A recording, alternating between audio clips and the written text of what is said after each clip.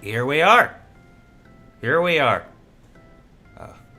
Welcome to the first ever GUNPLA Building stream. A stream where I am an anime man with 3D hands. Very disorienting, I'm sure, but you'll get over it. Welcome to my workbench, which is the corner of my desk. I've got a little camcorder set up here. I need to move this so I can actually see what's on my screen. Let's go like... That should do it. Perfect. Okay. So here we are. And today we are going to build this guy. Gundam Barbados Lupus, which one of my best friends mailed to me, because one of his friends won it or something like that, and he didn't want it, so he gave it to my friend who didn't really want it, so he gave it to me, which is wonderful. Years ago, I was really into Gunpla, and I haven't built anything in about 3 years, so this will be...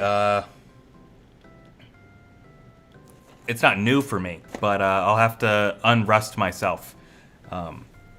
Speaking of which, I thought I had sandpaper and I don't, so my tools for today are, let's set this over here. My X-Acto knife. X-Acto knife, this is full of tiny knives. See, tiny knives. Very sharp. I won't put those into the X-Acto knife until I'm ready to use them. So I have my X-Acto knife. I've got my nice little nippers. Everybody loves nippers for nipping. Some tweezers for putting stickers on and stuff. Tweezers are very useful though, so I mean everyone should have them even if they're not putting on stickers. And since I don't have sandpaper, I'm going to use a nail file for the nubs, simply because it's good to use something. And sandpaper would be ideal because I could use multiple different grains to try to make it work out. But this is what I've got, so this is what I'm going to use. I'm not a perfectionist, which I think is obvious. Also, I keep looking at my camcorder when I'm speaking instead of my microphone, which is literally right in front of my face. But no matter. I'm also going to occasionally drink some tea in this nice little mug that says King of the Castle.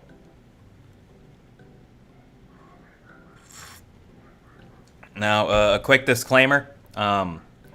Generally, when I'm doing things, I don't cut myself. But there is always a possibility that I will cut myself, and in the instance that I do cut myself, I will quickly remove that from the camera so that I don't get blood everywhere and freak out anyone who's watching. But in the case that does happen, I will probably quickly try to move out of the frame. At which point I will trip over the cord connecting my camcorder to my PC, which will knock the camera down. You probably won't see anything.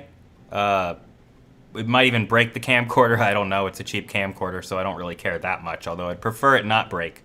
But if in the event that I do cut myself, what you will probably hear is a lot of laughter. I have a strange response to pain where I laugh uncontrollably, like a maniac, instead of like, I don't know. I wouldn't say I like pain. It just makes me laugh. So with all that out of the way, before I work on Barbados here, I am going to build 2 of these little weapon packs. These weapon packs are the 2014 Summer HG high-grade customized campaign stuff. I have a bunch of these lying around from 2014 when I was ordering more Gunpla than I do now. So these are just little weapons. So I'm going to start off building these because, you know, it's a good way to, you know, ease myself back into it. I don't know why I'm struggling with this. I have a knife. I can just knife it open like a normal person. Let's find my, no. Where's the longer one? Yep, this is the one I want. Let's put all the other little knives back in their case so that I don't accidentally cut myself. I do use this one a lot. This one's a flathead. I don't know how well you can see it, but it's flat. I like this one for getting rid of nubs, so I'm going to take that one out and I'm going to set it over here on this little piece of paper because I may switch out for it at some point. All right, all my little knivey-wivies are back in there. Let's get my X-Acto knife set up. Unscrew. Don't roll. Up.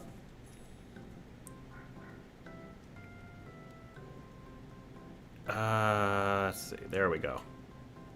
In you go. And then we tighten. And now I've got my X-Acto knife. Isn't that wonderful? I am a fan of X-Acto knives. Because the blade makes it so it doesn't really roll, which is wonderful because the last thing I need is a knife rolling off of my desk onto my legs. My legs, of course, I'm wearing jeans, as you can probably see, but I don't want to hurt myself. So let's open this very carefully. And see what we've got in here. So, first thing we have is the instructions for the HG customized campaign. It looks like holding it here is the best for being able to see it. And on the inside is some stuff in Japanese. This is talking about the TV anime that was airing in 2014, which I believe was Gundam Build Fighters. Because this was all part of a Gundam Build Fighters campaign. Something about the World Cup and the instructions.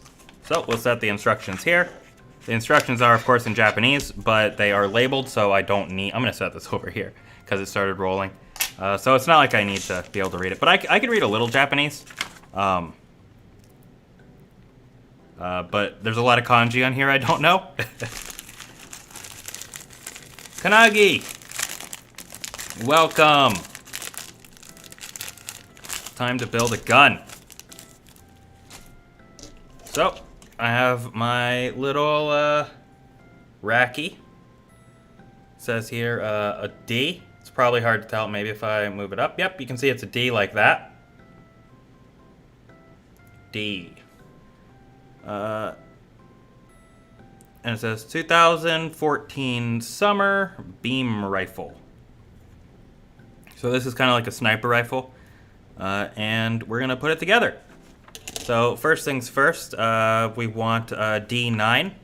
Now, there's a lot of different ways that people do these. A lot of people will take everything out of the tray before they need it, but I have ADHD, and so I lose track of things. So I take each piece out as I need it.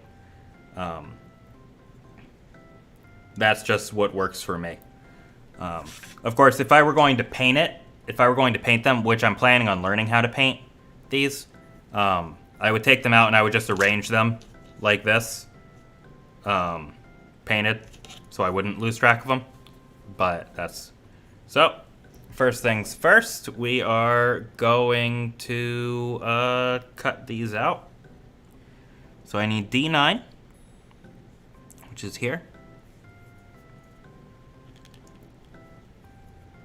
So D9, let's get this there. And here. And I don't want to cut it too close, so we'll go there. And then there we have our first little piece cut out. And I also need D8. So let's take D8. You've been making a single Gundam for years? Well, I haven't built one in a couple years. I'm good at finishing things, I'm just not good at starting them. So we will. But, you know, I don't think there's too much problems with taking a while to build these. You know, I tend to work very quickly. Will this ruin my lighting? No, I think that's fine. Maybe I can... We should combine our powers. Gattai! You start a load of things. Well, yeah, maybe we should collab sometime. So, here I am with this, and I'm going to use my X-Acto knife to kind of trim the nub a little bit. And I use this mat here because if I don't, then I'll cut up my table, my desk. So there's part of the first nub off, and then the second nub here isn't bad. We can make that work. And that one doesn't really need to be trimmed with the X-Acto knife either. So we will take this, my handy dandy nail file, and we will file away.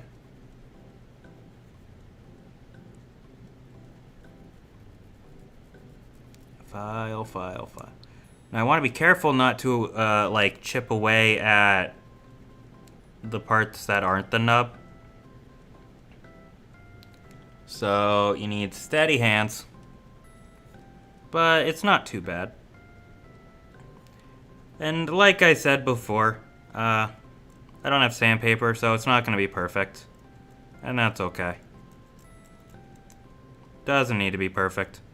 Just needs to be fun. As long as you have fun building it, that's all that matters. It doesn't have to look great. But for me, I like to get rid of the nubs. And this nail file is not working very well to get rid of the nubs. So I may just have to try some silly shit with my X-Acto knife. And the next time I do this, I'll have, what do you call it? Sandpaper. I'll have sandpaper. So, let's just angle it like that. Boop.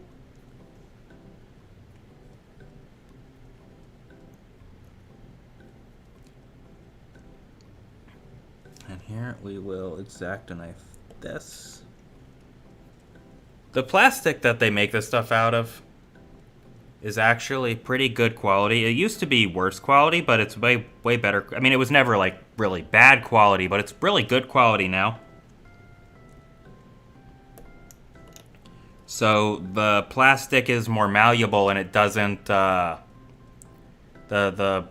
connectors, the nubs are more malleable, so they don't cause the plastic to crack like they used to when I was a kid. So you can get away with stuff like this more easily. And it works. And let's get this second piece.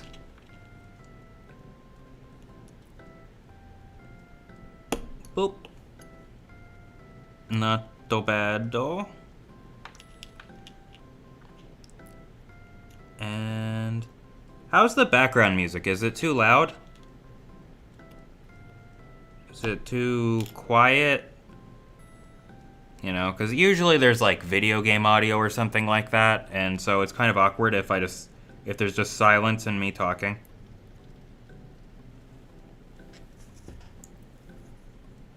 A little sip of tea.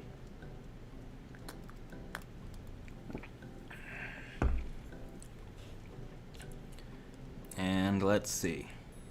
We will put these together.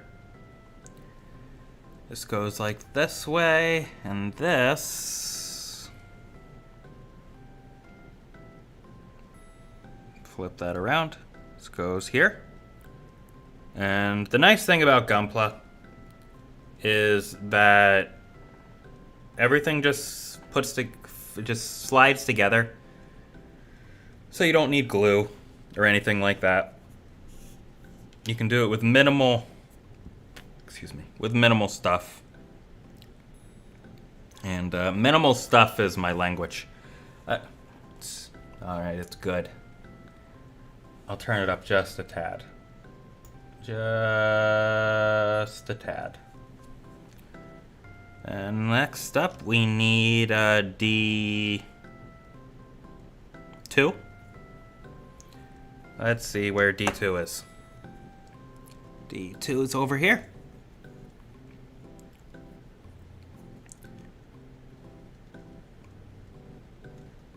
Boop. Beep. Boop. And then we come back to Mr. Exacto.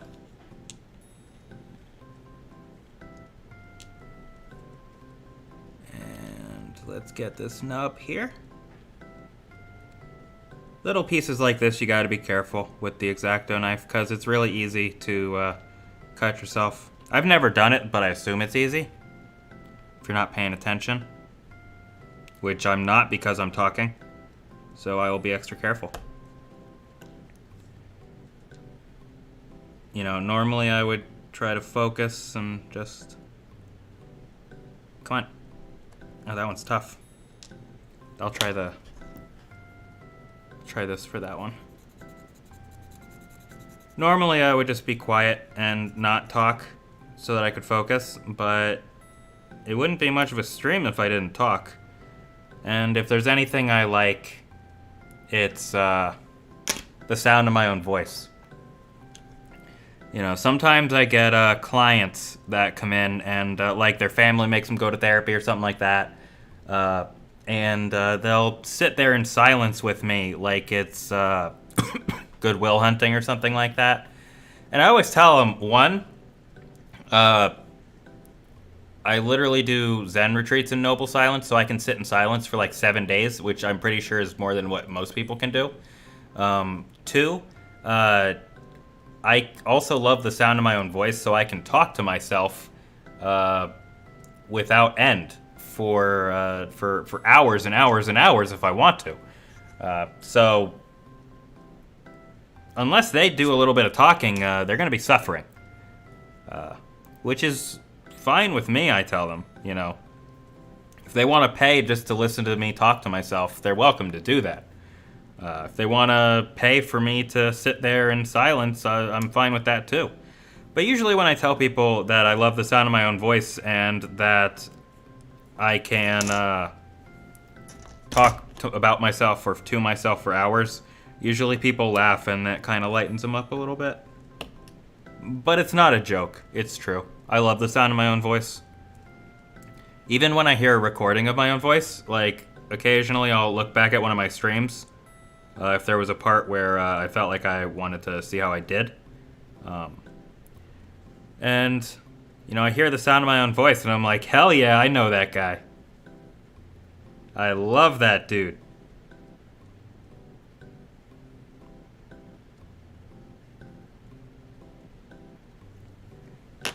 I don't know.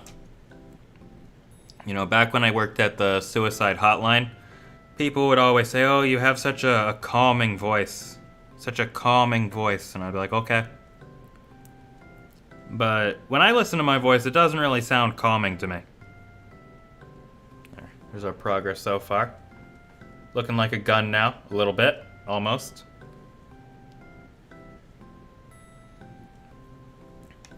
Next up, we need part D4.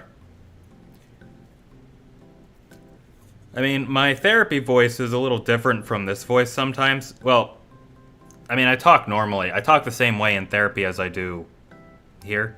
But it's more like when someone's in a crisis, I match the tone of my voice to theirs to kind of bring them up or bring them down. Which is just a basic therapeutic technique. My chat's not working. Give me 1 second. Pop out chat.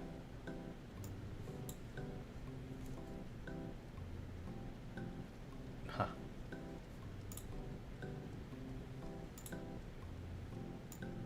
Oh, that's why it's not working. Because it was on top chat, not live chat. There we go. That should work now. I am many talented with accidentally stabbing myself. If I had a potato, I would find a way to stab myself with it. That's impressive. I have never stabbed myself with, well, I guess I stabbed myself once, I think. I've cut myself a couple times by accident. I did stab myself once because I was holding a knife poorly and I fell. But that was fine. I got stabbed once. At a bar, I got stabbed once, back when I was drinking. This guy was feeling up this girl, and I was drunk and at a bar, and I didn't like that, and I really wanted to fight someone anyways. So I punched him in the face, and then he broke a bottle and he, like, jabbed me with it. But it didn't go very deep, so it wasn't like a big problem. Which is good, because getting stabbed is bad for your health. And I like being healthy. I think if there's anything in the world I could be, it would be healthy. And I'm pretty healthy.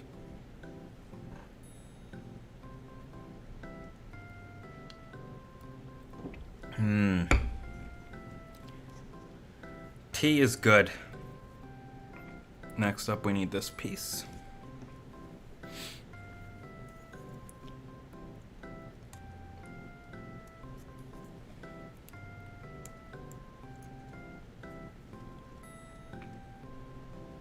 My calm voice talking about being stabbed like nonchalantly is interesting.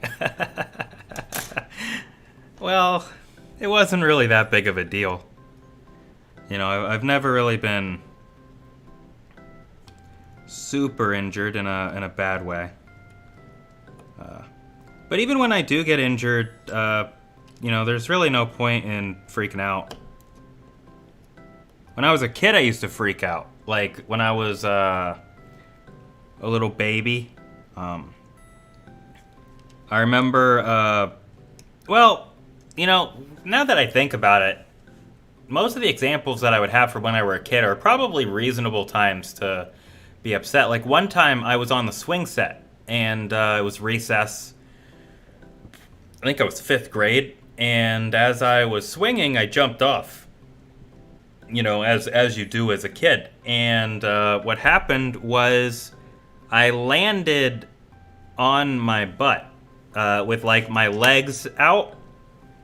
And I landed in such a way that my spine did something that it's not supposed to. And it was extremely painful, and I couldn't walk for like 5 minutes. And I remember I was like screaming in pain. So that was like, but that wasn't like a lasting injury, I don't think. My back's fine now for the most part.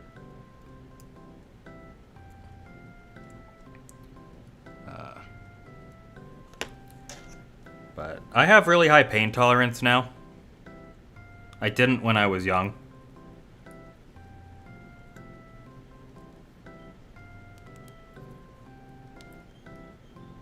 I gotta get this little piece in. There we go. Starting to look a little bit more like a little laser here. Don't fall. I think next time I should experiment with different, what do you call it?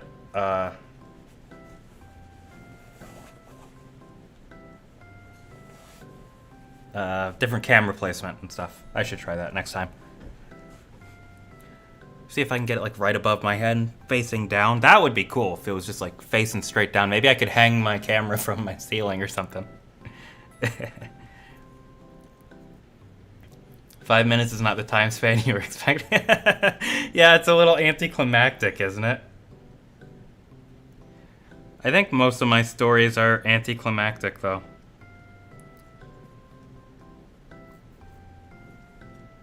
You know, climaxes just don't really happen the way they do in, like, movies and stuff, but sometimes things happen like they do in movies. But usually things are anticlimactic. A couple years ago, my mom worked at the local hospital at that point, and I was visiting her for lunch. And as I was leaving, I'm pulling out onto the main road out of the hospital.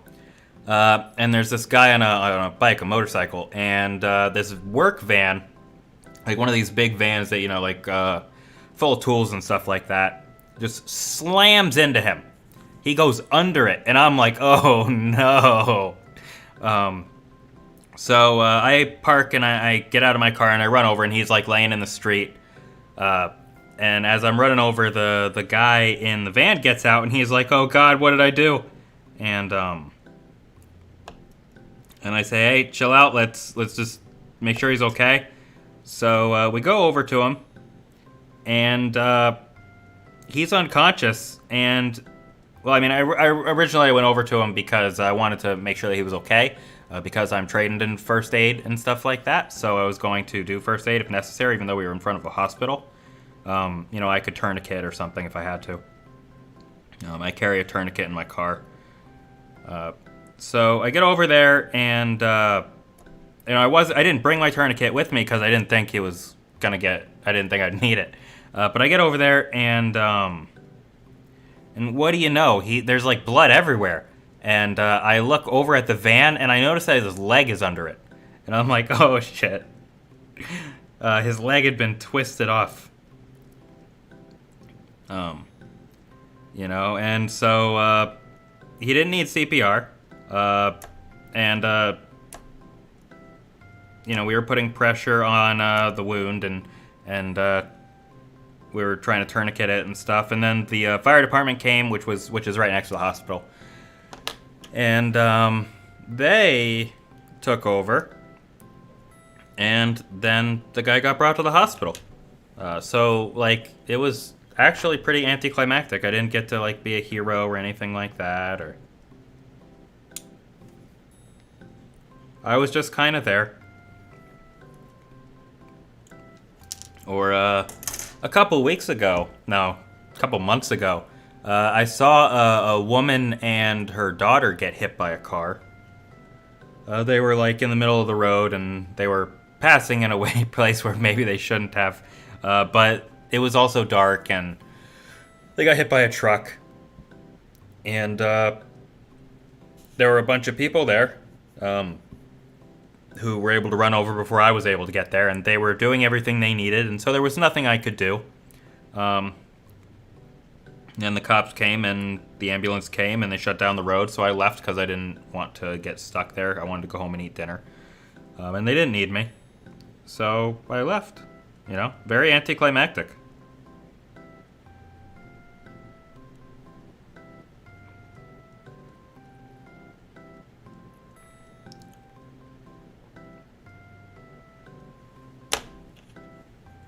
Life tends to be anticlimactic. Let's see. How does this go in? Oh, like that. And there we have it. Our little gun. Let's see. It doesn't focus very well very close up. But there it is. Pow, pow, pow, pow. So that was our warm-up. I have one more here. But I'll save that for later, because I think that was a fine warm-up.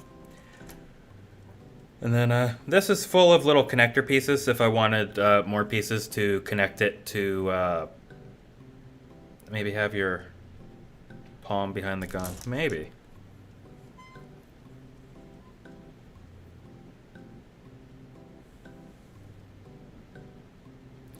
Yeah, I don't think my camcorder has autofocus in. Well, I guess that's actually a lot better. Actually, you were right. I mean, it's not great, but I don't think my camcorder autofocuses with webcam mode. But you know, this is the first time I've done something like this, so next time I do this, I think it'll be smoother, because I'll know what I'm doing and what I need to change and stuff like that, like camera position and lighting and stuff like that. But let's get to Gundam Barbatos Lupos, which is the Gundam on my shoulder.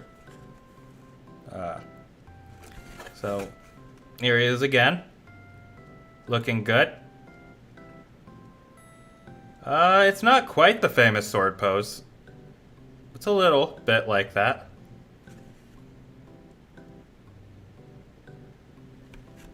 I'm gonna push that back so it's not reflective.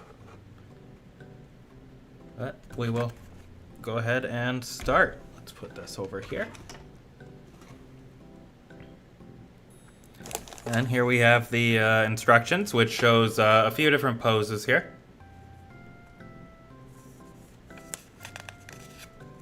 Gundam Barbatos is, well, in general, Iron-Blooded Orphans is a really interesting Gundam. Here's the instructions. It's an interesting Gundam series because it's really about child soldiers, children trying to get freedom for themselves.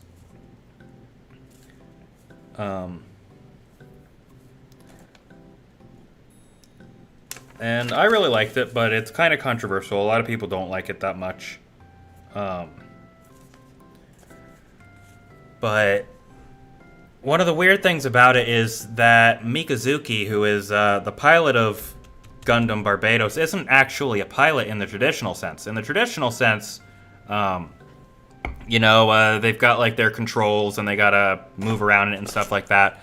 But Mikazuki connects to Gundam Barbatos through a kind of neuro link. So he controls it as if it were his own body. He essentially becomes one with it. So although I say that Mikazuki is the pilot of Barbatos, he's not really a pilot in that sense. Which I think a lot of people took.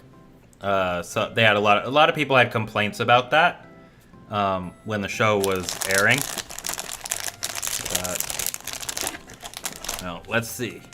So first off, we'll go ahead and we will open this up. Open these up.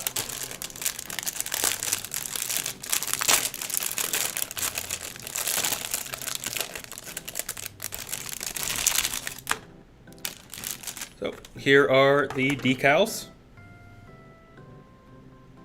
which we will put on as we go. Let's put this somewhere safe. Why don't I take this box and put it over here for me to put it as a container. I'll put this here and put these bags in here. He's not quite a new type. It's the characters in Iron-Blooded Orphans have this thing surgically grafted to their spine so that they can connect to certain types of work robots. And it just so happens that Gundam Barbatos in the story is a very old machine that uses the same kind of connections as those work machines. So he's able to connect through that. So here we have a couple of these. I'm going to turn this light off so that you can see the color a little bit better. So let's move this out of here. Go to the next one. Now, as a Gundam, there's a lot of white pieces.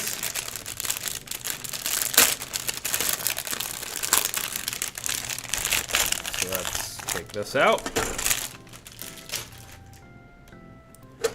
They do look a little intimidating, I think, but Here's all the little connectors and stuff.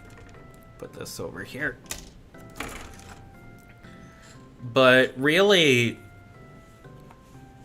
it's not that difficult because a lot of these are the same parts. So, like, you know, these parts right here, these are all parts. All of this is part of the legs. So most of these, you're basically building once and then you just build it again with the mirrored pieces. So it's not as intimidating as it looks, I think. A little piece came out here somehow.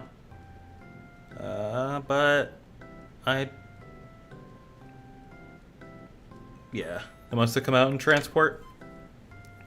But these are internals, so this is part of the skeleton and what this builds off of.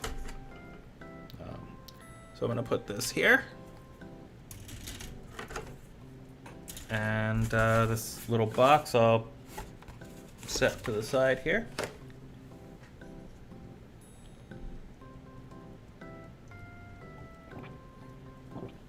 And let's see what the instructions say.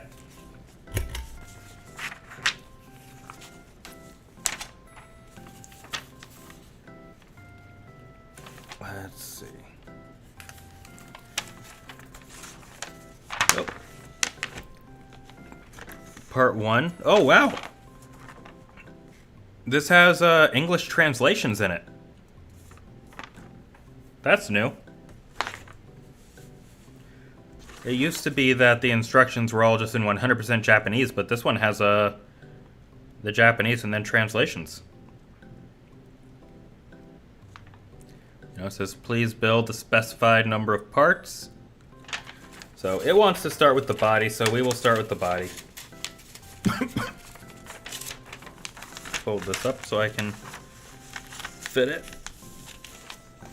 Gundam Barbados is... I really like Mikazuki's pilot style because he's like a berserker. So he just goes crazy when he's piloting. He really doesn't care about getting injured or anything like that. He just fights and destroys, and I really like that. It's very hot-blooded, iron-blooded even. So let's see. We need C4, which I think is yellow. C is... I have no idea which one C is. Let's see. I think it says in here. C is the white parts. Yeah, I would recommend iron-blooded orphans. It also has, the opening is by Man with a Mission, which is amazing, as always. They're the guys who did, the opening to Log Horizon. Database, just living in the database, whoa! That shit. Legendary shit. C. So we need C4 to start. Let's see. 1, 2, 3, 4. Let's clippy dippy.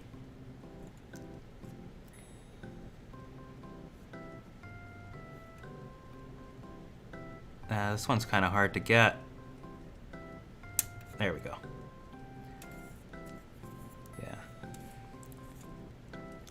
I have a lot of friends who've seen Man with a Mission, like in live concert. I'm really jealous that I haven't been able to. All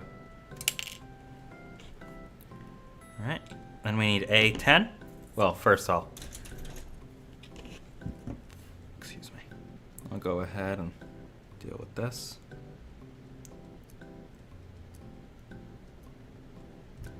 Wow, it's been 40 minutes and we're just now starting on the Gundam. We'll probably do a couple streams of this. I probably won't finish it today. I'll probably just go for an hour or two. Well, more than an hour. I'll probably go for maybe 2 hours and then call it quits, and then next week I'll do it again.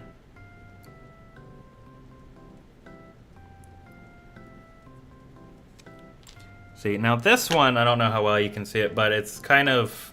Ah! My X-Acto knife is on the floor sticking out of the ground. I'm glad that didn't roll off into my leg. Let's see.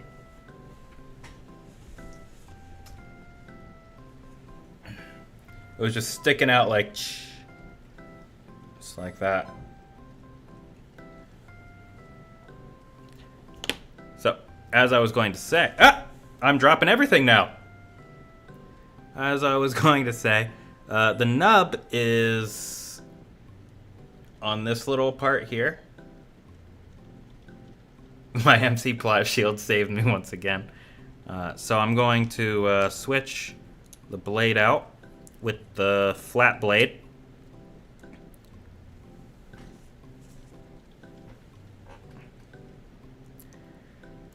Well, you know, even if it did land in my leg, that would be okay.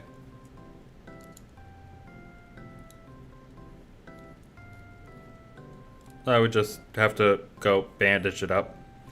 I'd be more concerned about cutting my arm or my fingers. Just the side of my leg would be perfectly fine. I wouldn't mind.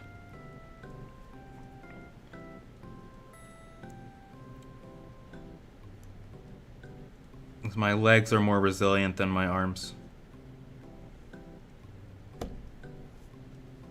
There we go.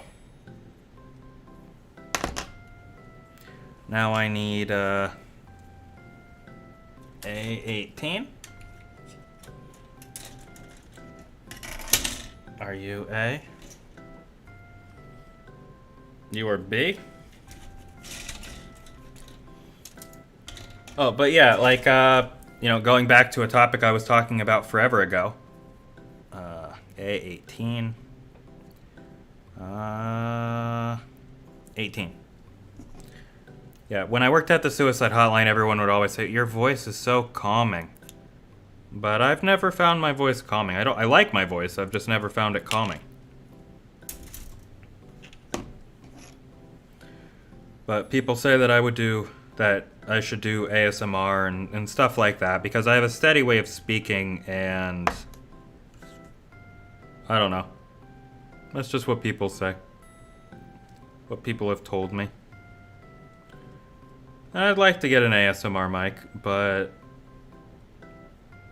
I don't know enough about doing ASMR. I didn't even really listen to any ASMR until earlier this year when I started listening to some VTubers do it. And the first time I really heard ASMR,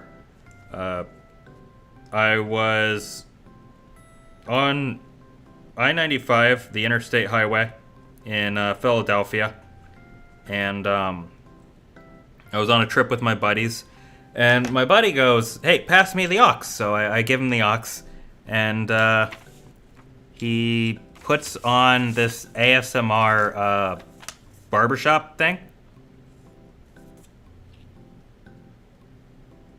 Is that saying to put a sticker on it? Am I really doing a sticker already? 2. Looks like it's time for a sticker already. So I have to hold this like this.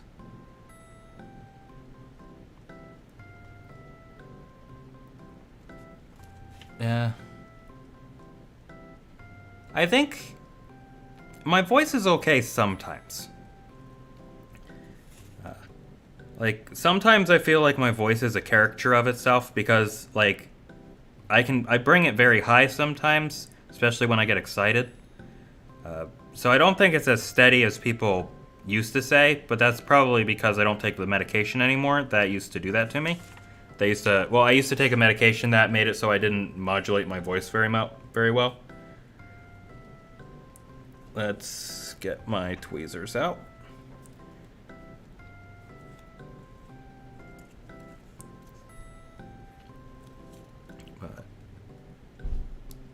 would say in general I'm a steady person, so it would make sense for my voice to be steady.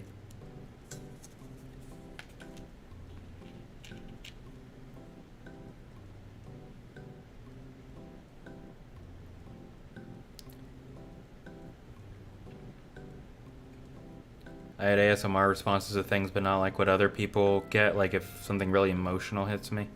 Yeah, I've actually never gotten the electrical tingling from anything. So I might just be one of those people who can't into ASMR.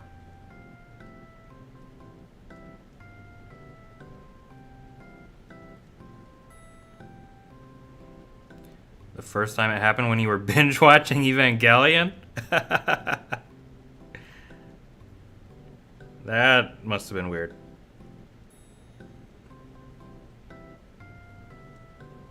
Yeah, I don't get the tingles. I just like listening to cute girls. And cute boys.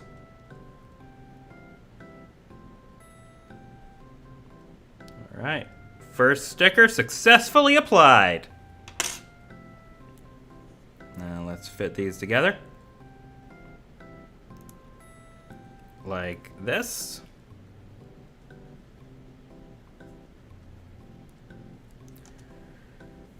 And next up, I need PC2, which is that this? That's... maybe not. Why don't I check this? Oh, I was right. That is PC2. Well, it is PC. And then 2 is... here. Now, these ones are all like rubber, so it's way harder to denub them, I think. So this is a kind of situation where sandpaper would be good, and why the grain on a nail file is really not enough for this. But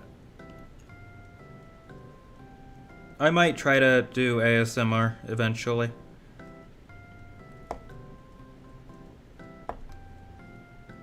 I'm gonna see if there's any good sales on like a decent ASMR mic on Black Friday.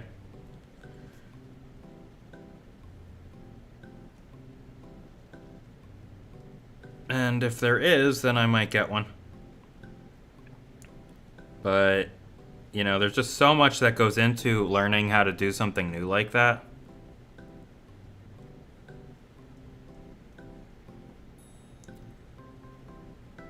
Sleeping sounds ASMR.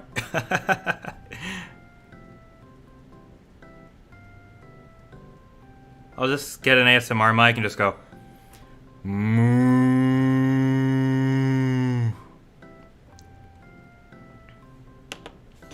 I've got some dirt under my nail.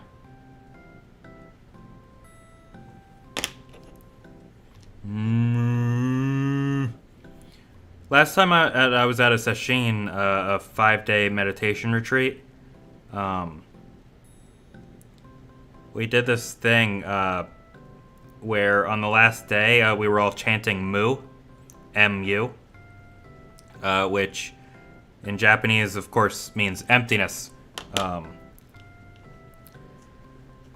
And it was hard not to laugh because we were all just sitting there going, moo,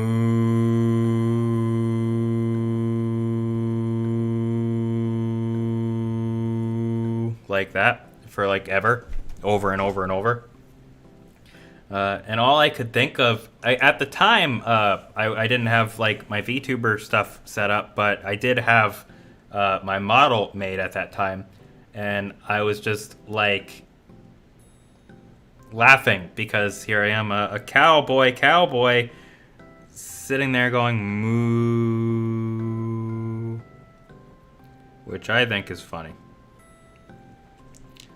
Where does this go? These go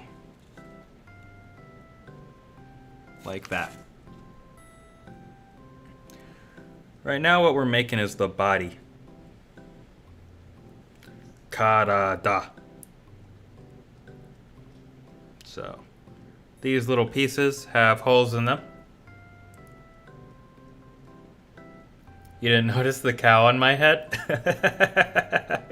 I just put random stuff on my head a lot. Now I need A19.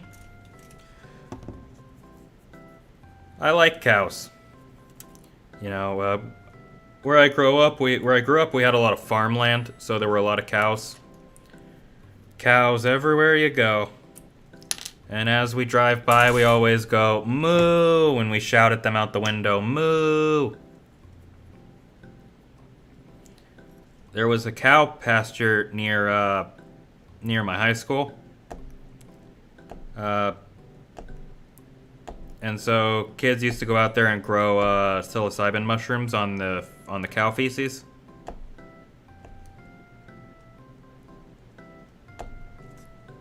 Living the dream. Just Florida stuff.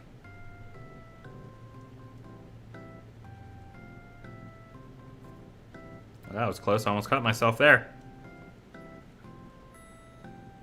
They only move back if you say something interesting enough. I know, right? They won't even, like, try to engage you in conversation unless you really get them interested. They're so rude.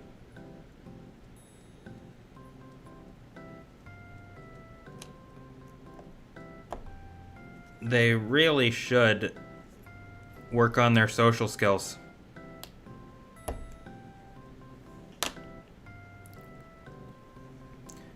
Alright, now let us...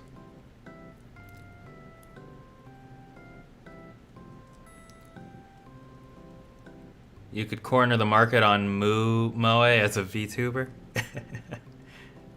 That's the plan. Turn this around.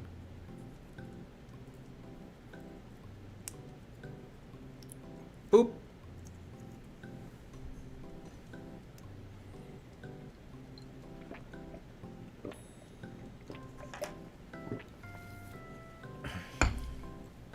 Finishing up my tea since it's getting cold. Now I need A20. Where's A20? There's A20. Wait a second. A20 is one of the ones that came out. That makes things easy. I don't even have to take it out.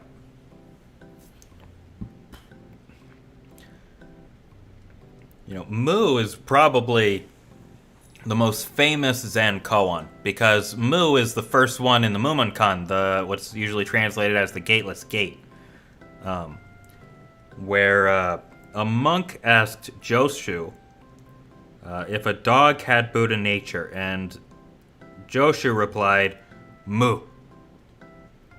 And Mumon, the writer of the Mumonkan, well, the person who put all the koans in that together, you know, he has a commentary on it, and in his commentary he's like, you know, sometimes Joshu says yes, sometimes he says no, but this time he said Mu. And really, it makes no sense. It's not supposed to make sense. It's supposed to exhaust your ability to think about it logically. But the answer, Mu, is one of the most fundamental teachings. And I won't act like I understand that teaching yet. You know, I've done Mu, but I've only done it once. And, you know, most advanced Zen students have done Mu like 2, 3, 4 times. PC4. So I still have a ways to go before I can say I understand Mu.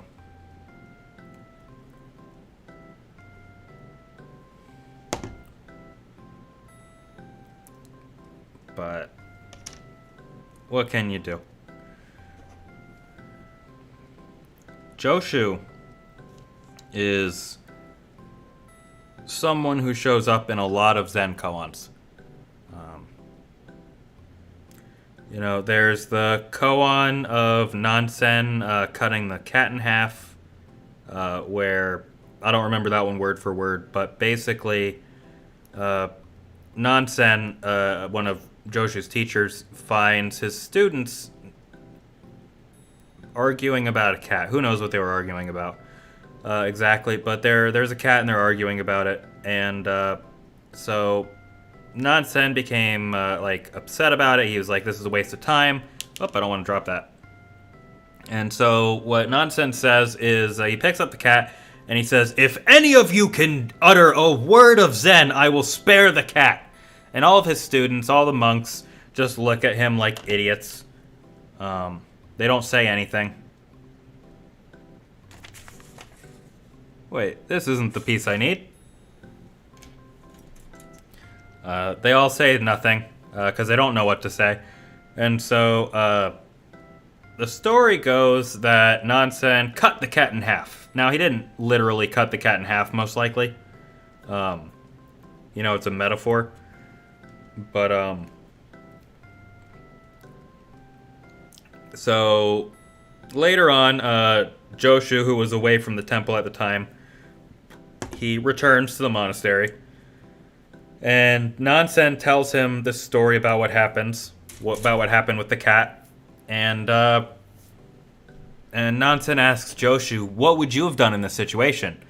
Nansen thinks about it, like he kind of like shrugs a little bit, and he takes his shoe off of his foot, and he puts it on his head, and then he turns around and just walks out of the room.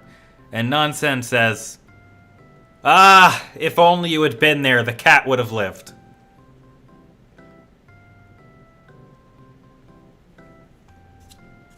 There's also a koan that I'm working on right now called Joshu Investigates. It's the koan that I'm currently working on. I got it last week. I was assigned it last week. And in this koan, there is a mountain called Taizan, which is, or Taizen, I forget exactly. But it's just a big mountain, and there's a statue of a Buddha up there, of a deity up there, that people tend to go to in hopes of achieving enlightenment without having to do the work. So there's this one monk who's going up there, and he stops at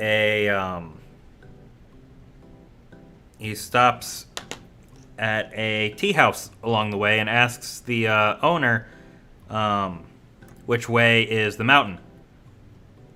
And, or not which way is the mountain. You can see which way the mountain is. He asks, what do I do with this? Huh.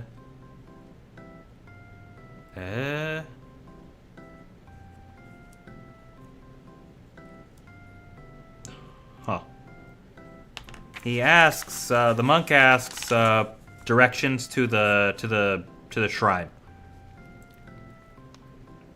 I didn't miss anything.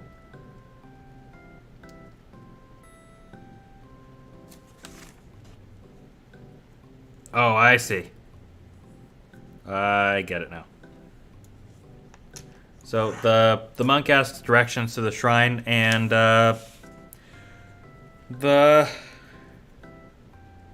this old lady who runs the shop says, just straight ahead.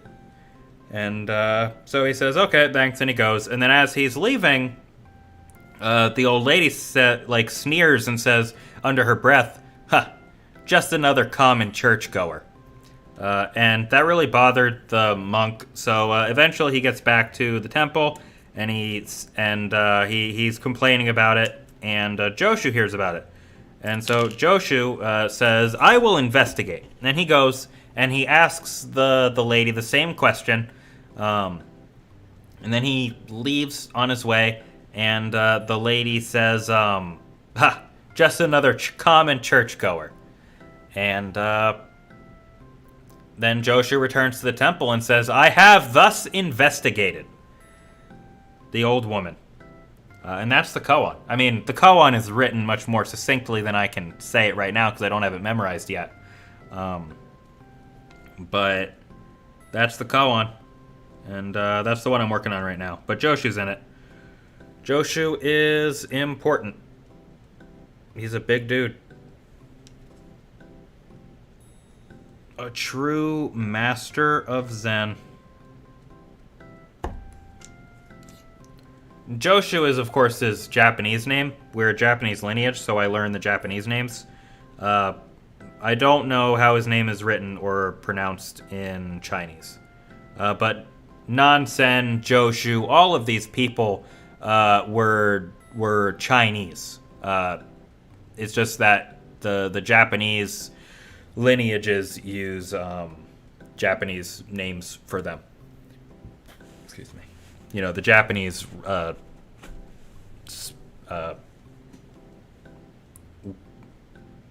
because, you know, the names are just kanji, so they read them in Japanese using the Japanese pronunciations.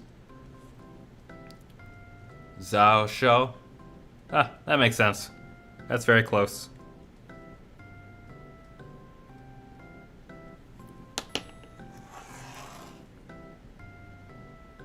This goes here.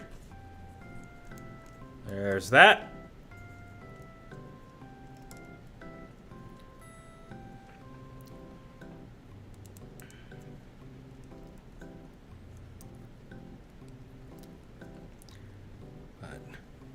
Being a weeaboo and having been a weeaboo for like more than a decade, the Japanese names are very easy for me to remember.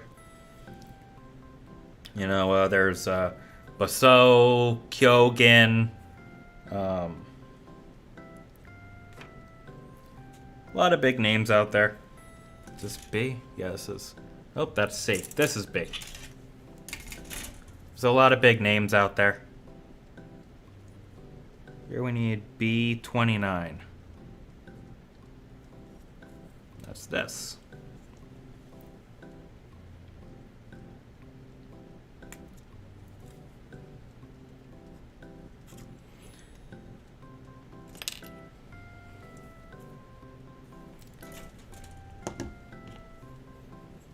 Joshu investigates his case 31, I believe, of the Momencon.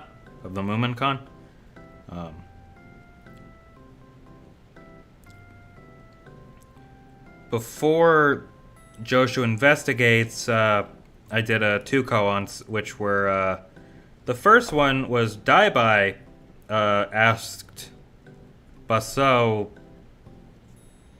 "What is Buddha?" And Basou replied, "This mind is Buddha." And then the next koan I did was case 33, I think. In that one, a monk asks Basou, "What is Buddha?" And Basou replies, "This mind is not Buddha." Is this mind Buddha? Is this mind not Buddha? Who can say? After, well, Daibai, I believe he received transmission, so he was a Zen master eventually, and he went and he lived on a mountain, separate in his own monastery kind of place. And one day, one of Basou's students came to him and told him that now the master says, now Master Basou says, this mind is not Buddha, and Daibai was just like, "Ha! The old man fools people endlessly.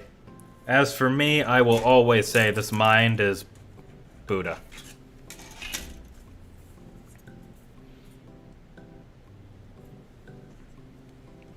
Of course, none of this really means much.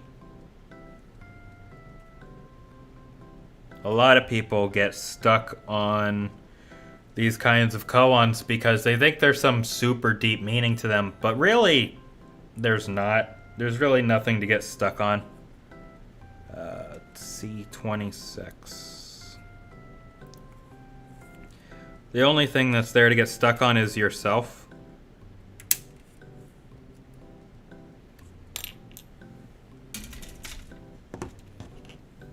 Just stuff in your own head. Making stuff up, adding stuff to the koans.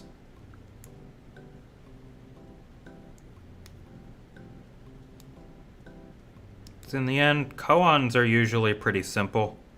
They have very simple meanings.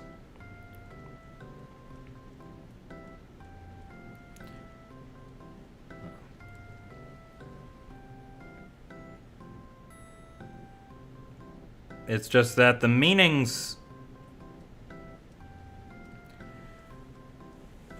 It's hard to talk about the answer to a koan, which is why I generally don't, because the answers are meaningless to pretty much anyone but me. I mean, I could explain my answer, but that would defeat the purpose of the koan. Now, when I present a koan to my teacher, I do have to explain it. So I have to show a demonstration of the answer, and then I have to explain it. Because we don't want our answers to just be words. Because Zen is something that goes beyond words and phrases. What we're actually trying to get at, words and phrases just point out what we're trying to get at. We're not actually interested in the words and phrases generally. It's just that we can't really communicate without them.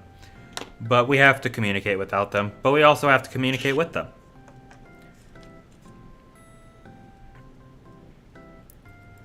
Let's see. This goes like this. This goes this direction. Like this. No, that's not right. It should go like this. There we go. So one example that I can give you is, I believe it's case 3, Gute's finger. In the koan Gute's finger, there's a master named Gute. And Gute, whenever anyone asks him what Zen is, he raises one finger.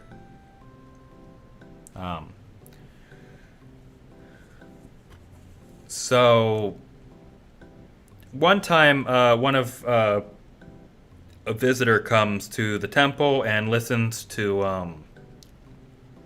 one of Daibai's Dharma talks. Let's see, I need B. B. And the visitor is confused. He doesn't really understand the Dharma talk, so he goes to one of Gute's students and says, what is your master talking about? And the student raises his finger. Gute hears about that and he doesn't like it. So Gute takes the student and he cuts off his finger. And as the student grabs his hand and he screams in pain, he turns around and he sees his teacher, and his teacher holds up one finger. And then the student was enlightened, of course, because they're always enlightened when something weird happens.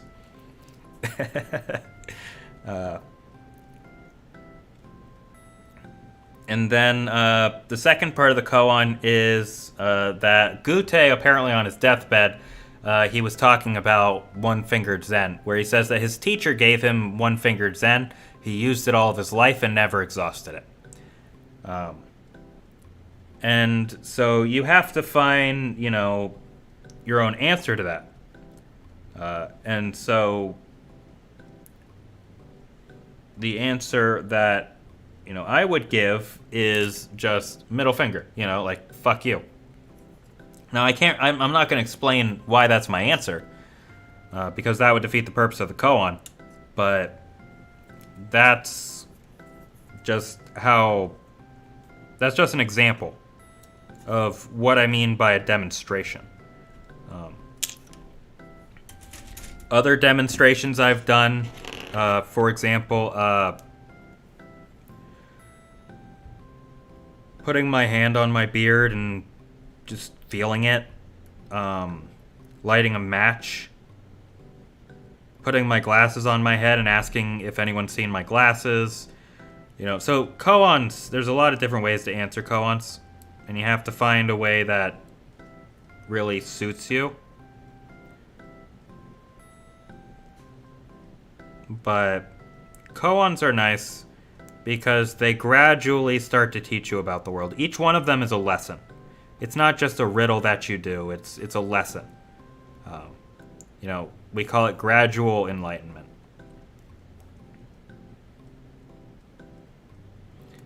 So, not everyone does koans. In the Japanese lineages, there are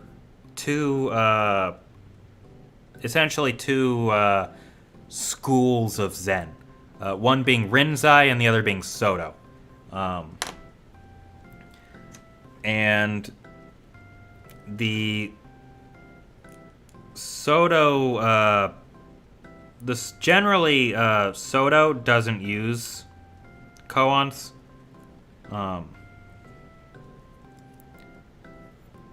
And Rinzai does. Come on, click. There we go. But my lineage is called the White Plum lineage. So we descend from a guy named Meizumi who had Dharma transmission in both Rinzai and Soto. So we're kind of a mutt in that we are part of the Soto school, technically, but we also do koans. Would you look at that? We've got a body! It feels good when you kind of start off with all these little pieces just sitting around and you put them together and you actually have, like, something. Well, actually, there's a little bit more before I can actually say I have the body. I need C15 and C16. And then the body will be done. C15 and 16.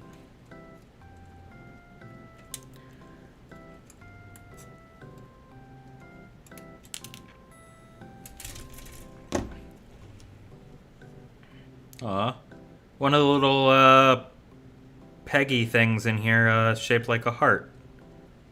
That's so cute.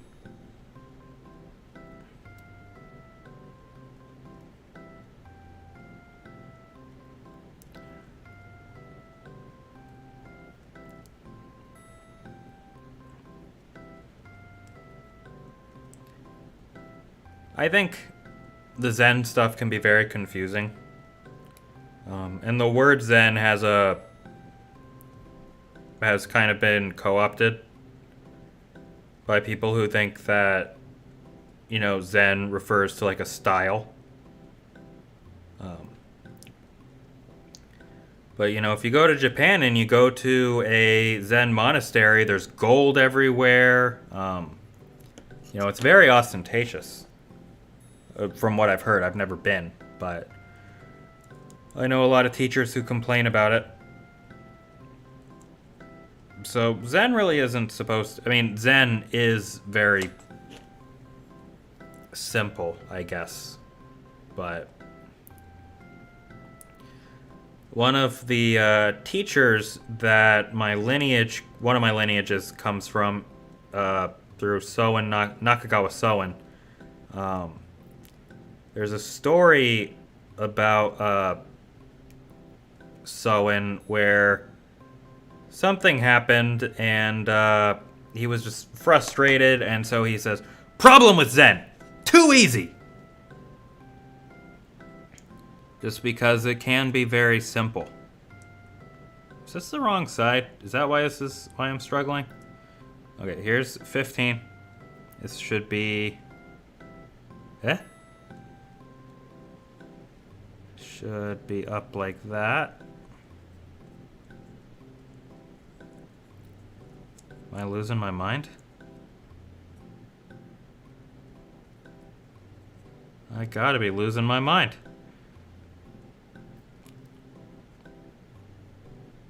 Oh, I see you now. Like this? Yeah, just like that. There we go. But the Zen stuff is very important to me. Because before I started my Zen practice, I was like a walking corpse. I felt nothing. There was no joy in my life. I was just a dead man walking around doing the next thing.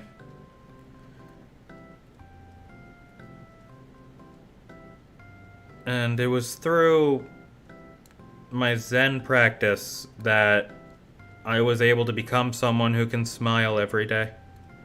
Who can look at the world and, like, enjoy it.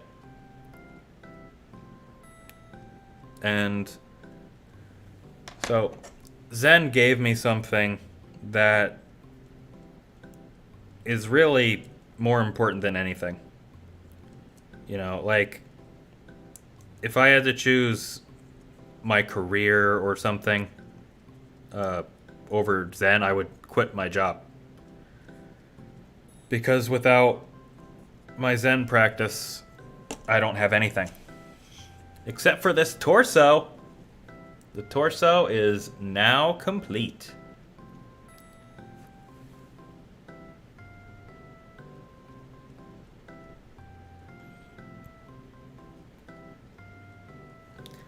Let's see, where's the...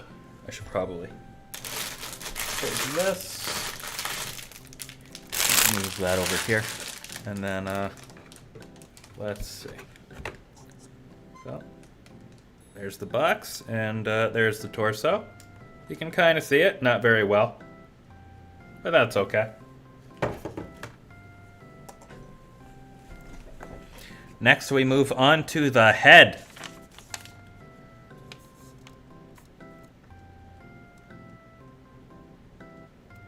Tobi. That's nice. It has furigana in the instructions. Furigana. So I can actually read the kanji I don't know.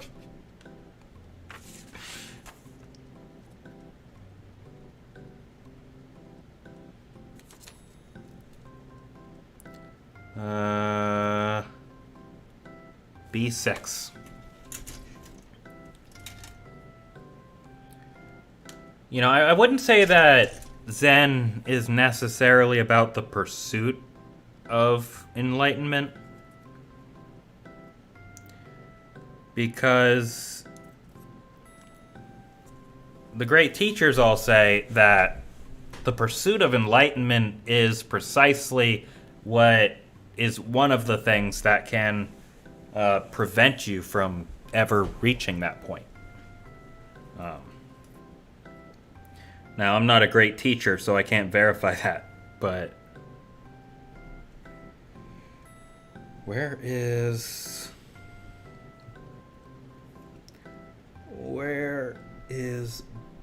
B6? 3, 6. There it is. Ooh, this one's gonna be tough.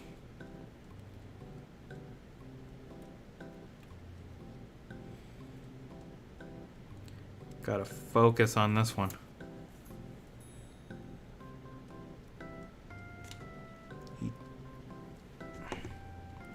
Maybe let's just... The Sandokai, the harmony of the relative and absolute, one of the things that we chant when we do service, we say,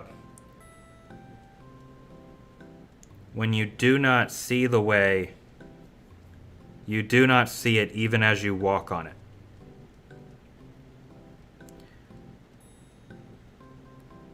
If you see the way, you will progress no further. So the idea of trying to stick to enlightenment or a specific way to enlightenment is delusion.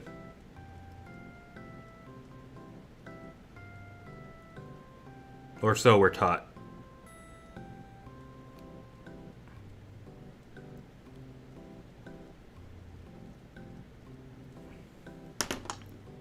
Sticker time. Let's see. How do I need this? These are up here. And I need sticker number 1.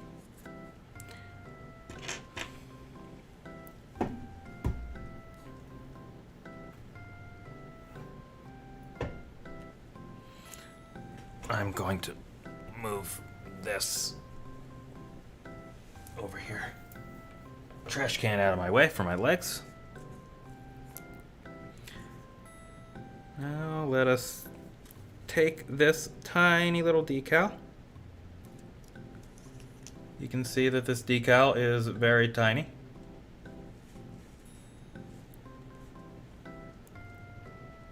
And we will apply it to this tiny little piece. As soon as I can figure out if I goes.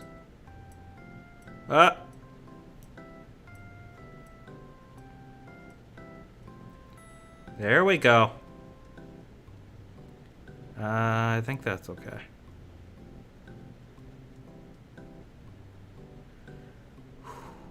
I should do this one with a heart rate monitor.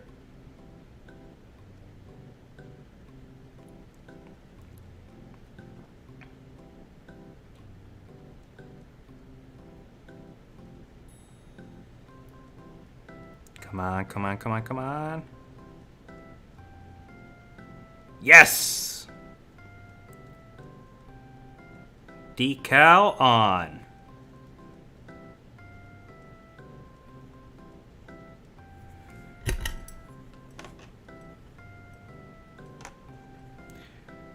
Putting on decals is the hardest part.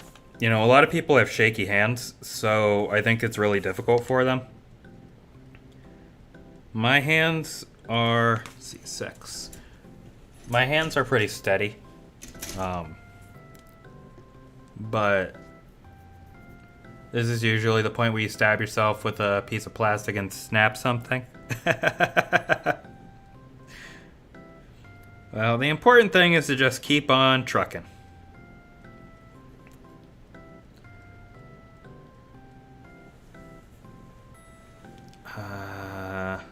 C6.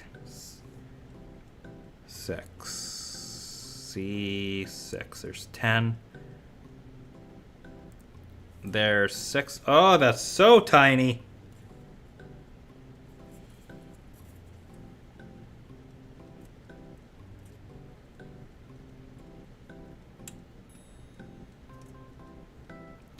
Tiny whiny. I will also need B1.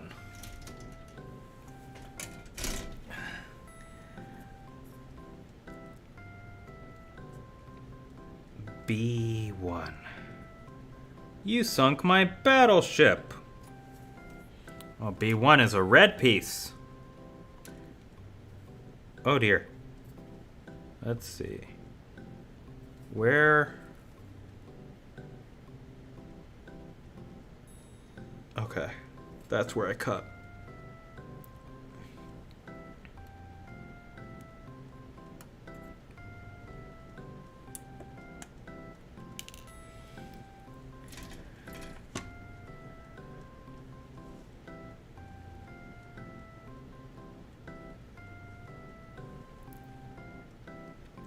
These pieces are so tiny. I'm gonna need tweezers to hold it. If I'm gonna get the little nubs off of this one, I'm gonna need my tweezers to hold it, I think.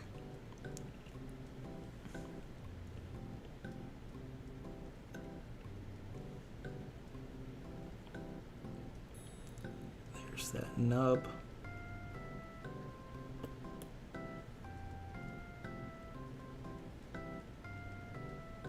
That's probably fine. Let's see. So this piece goes. I'm gonna need tweezers to even put this one in.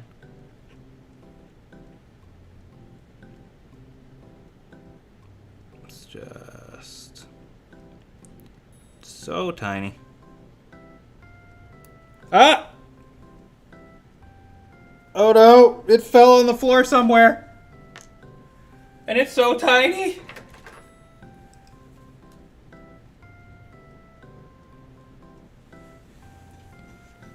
Is that it?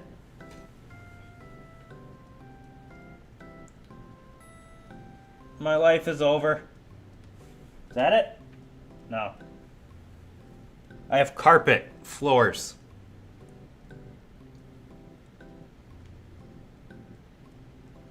I guess this is where I crawl around on the floor until I find it. Is that it? No. That's not it.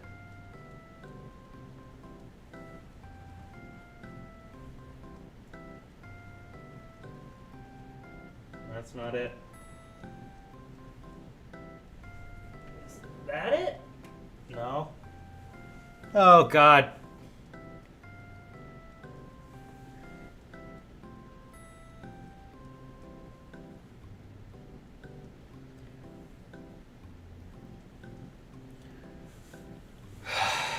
Life sure is cruel, isn't it? Dude. Where did it go?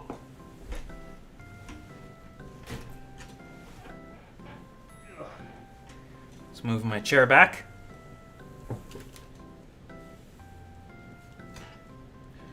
I can't move it back anymore without displacing everything. But now I will crawl around on the ground with a little flashlight.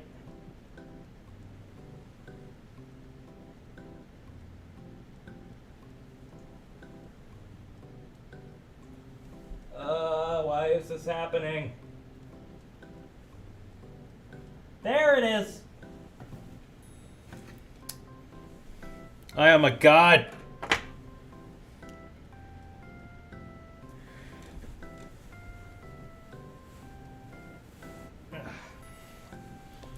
Fix my chair up.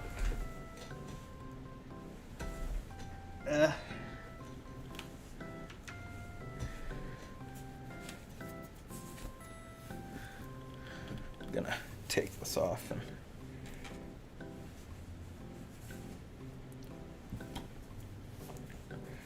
I'm going to put this right here on the ground because it's a dark color, so if something falls, it will land on that and I'll be able to find it more easily. I'm gonna go back to sitting. Now let's try this without the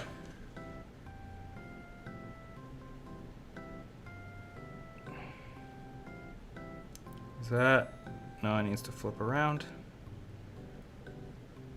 No tweezers. Come on. Come on.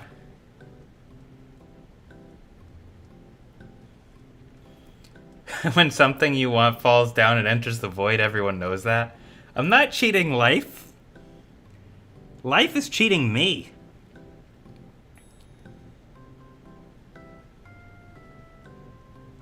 I just have a high perception, that's all. I'm not the main character.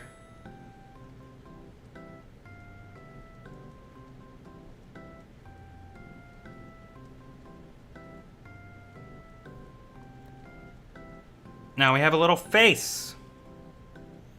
Maybe you can see the face. You can't really see the face because it's out of focus. What if I try this?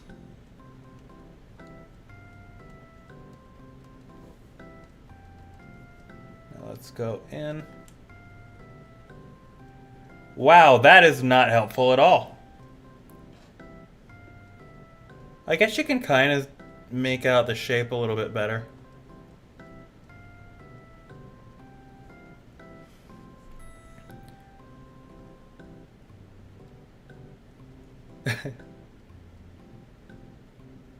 Zoom in, out, focus.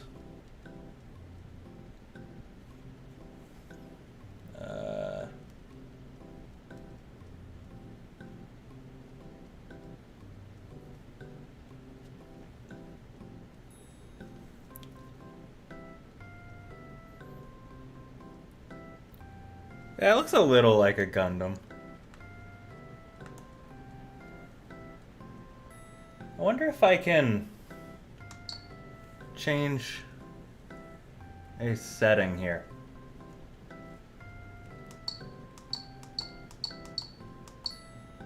That's not what I want.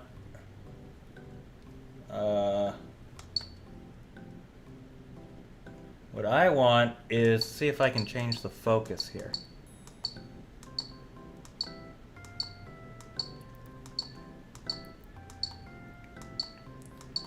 I cannot change the focus. Well, that's fine. What can you do?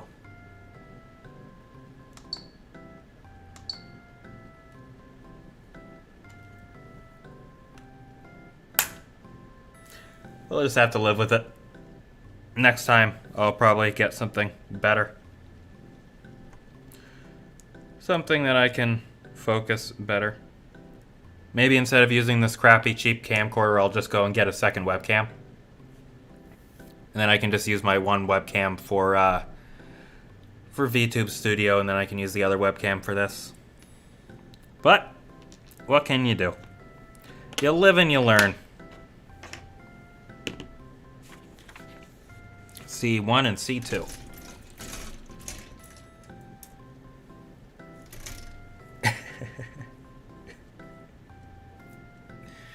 C1 and C2.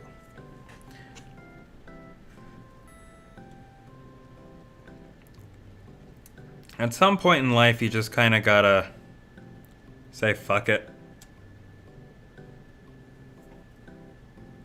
Nothing's gonna be perfect.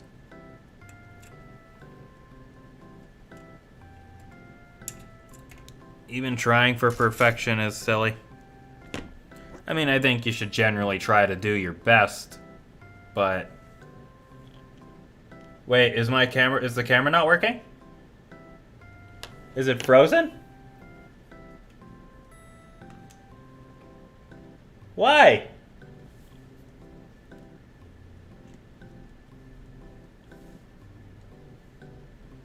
Did I break it? Oh no.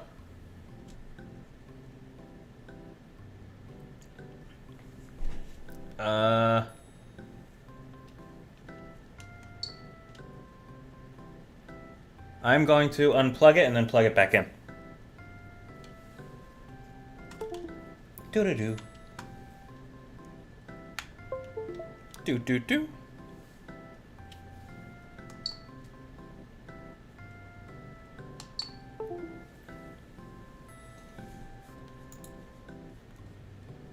Huh.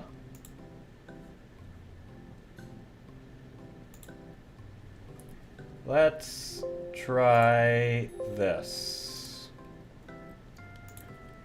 Let's re-add it, because it should be working.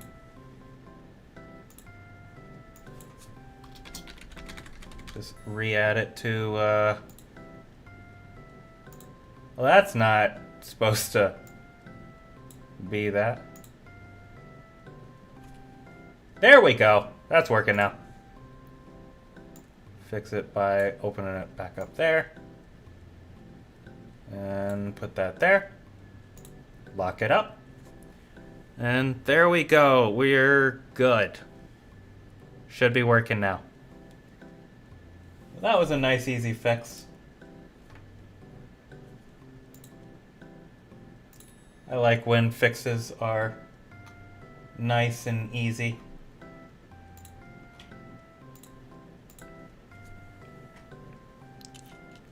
So, I just took out this piece, which is part of the side for the head.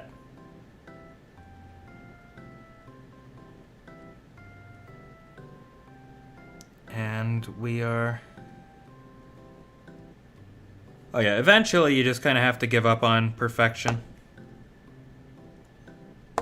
You know, like I could be really hard on myself about the camera just freezing, like, oh, I fucked up, I fucked up. I know people who would do that. But the truth is, like, I don't really care about many things. Like, everything I do is for fun, and as long as I'm having fun, I don't really care what else happens.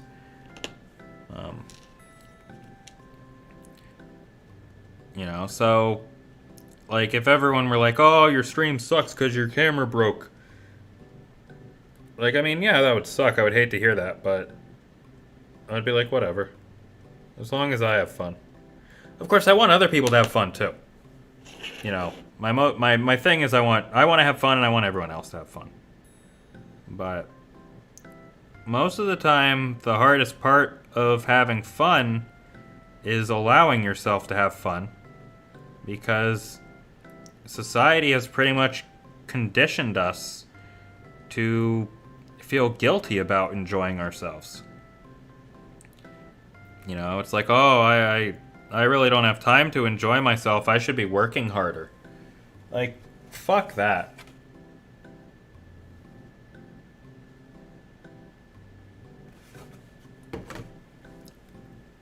You know, my coworker, who is the program manager where I work, you know, I've been talking to her and she keeps telling me, like, oh, blah, blah, blah, I don't have time to hang out. I haven't spent time with my fiance in forever because I'm always working. And I said, how many hours a week do you work? And she said, I don't know, 60? And, you know, it's just, like, insanity. Like, why would you do that to yourself? So I convinced her to take time off, but peacefully, sleepily watching my streams. Hell yeah. How do I attach this? Am I missing a piece? I am missing a piece. Well, I'm not missing a piece. I just didn't do a piece. I missed a step. That's why it's not working. How silly of me. I need B20 and B21.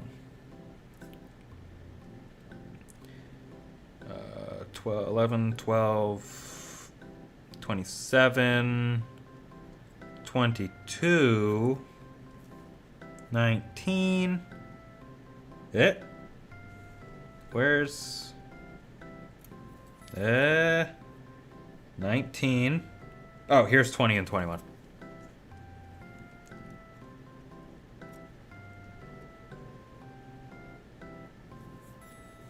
Flipperoo.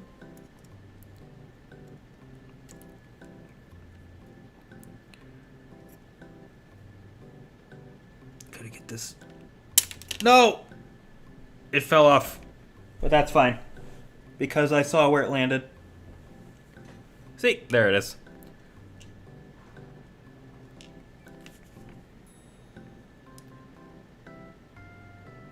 My eyes are pretty good at seeing movement, so as long as it doesn't go somewhere where I can't see it, I'll usually find it if it falls.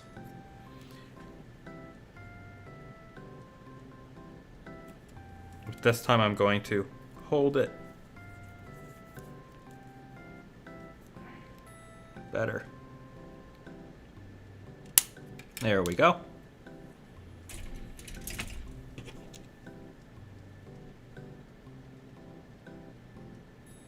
Now let's cut this nub off. Goodbye, nub.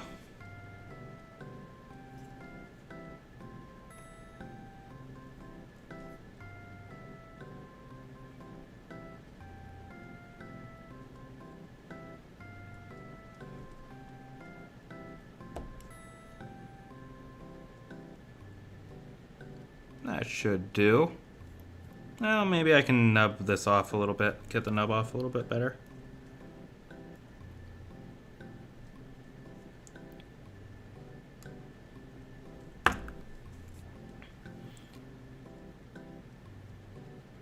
You lose things that fall, they go to different dimensions.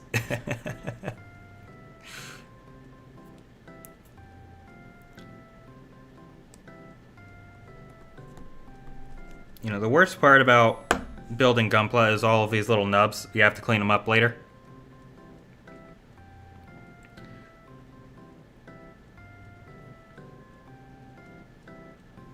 Little tiny plastic pieces. I used to, but they all eventually come back to me. I would be so sad. Losing a piece of a 9,000 piece jigsaw puzzle sounds terrible.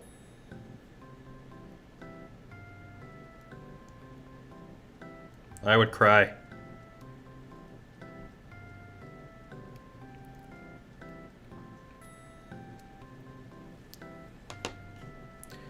Right. Let's move that so I can see the instructions.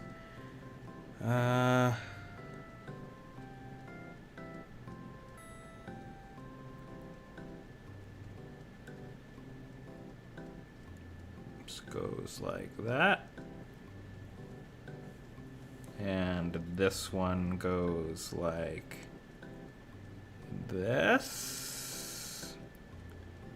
Like this.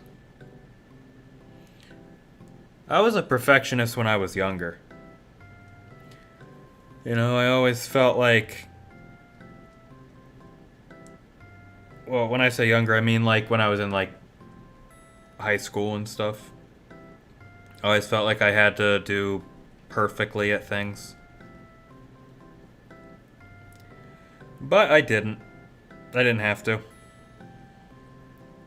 Nobody really has to. We just convince ourselves that we do. We give ourselves all of these ridiculous expectations that we could never possibly meet. And in the end, all we're doing is hurting ourselves.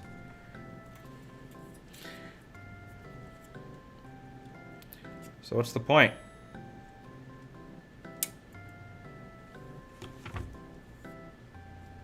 I realized at some point that that was no way to live. You know. And because I wanted to do things perfectly, I was always indecisive. So I never knew what the correct thing to do was. I never could have a plan that I stuck to. And eventually I got so tired of being indecisive that I decided that I'm never going to second guess myself. Once I make a decision, I'm going to stick with it, and I'm not going to reevaluate that unless like a significant amount of new information pops up. And that just became my policy. And it served me well.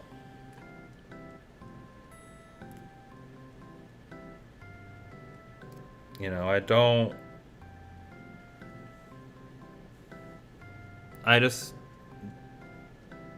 make a plan. As soon as it feels right, I implement it, and I never look back. So I might say to myself, is this really the best plan? But then I'll say, oh, fuck you. And I'll do it.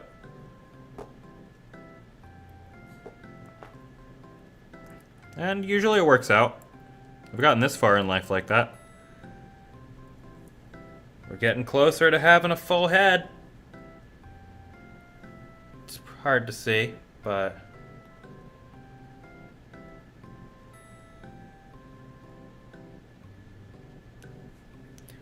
Lazarus, if you jump up here right now, I'm gonna kill you.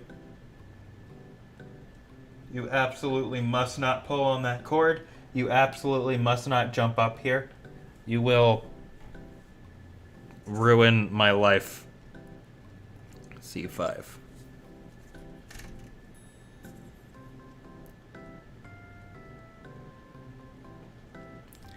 C5.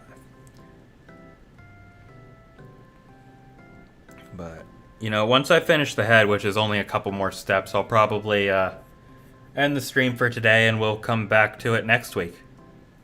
So, we'll just finish up the head and then we'll come back and keep working on it next Friday.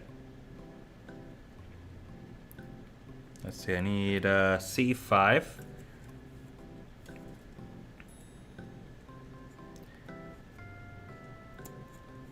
And of course, tomorrow, at the usual time I stream, 6 p.m. EST, we'll have David Cage Saturday. We will be continuing our Detroit Become Human run with the vow of violence, which I do regret taking that vow, but once you make a vow, you gotta stick with it, right? Vows are important. So, any opportunity I have to do violence in that game, I am obligated to do so. The only exception is if the violence is toward one specific character.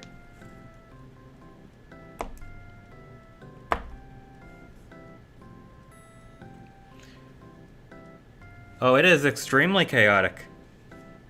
And it has led to a lot of misfortune. But last time we played, I think we killed like 100 cops, probably. It was not very peaceful at all. We burned a lot of buildings. We rioted.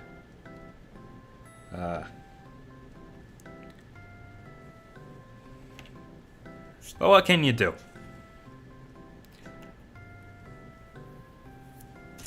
You can't free all the robots without breaking a few eggs. And by eggs, I mean human skulls. Wow. Mr. Indigo over here. Right when I said that I'm gonna start winding down soon. But I guess since you're here, I'll go a little bit further for you.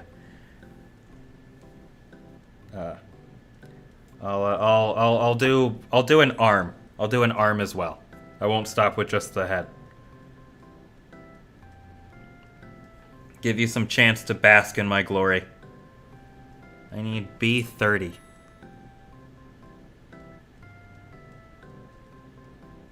B30. 30, 30, 30, 30, 30.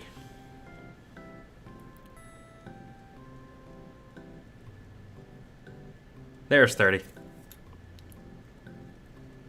Nip.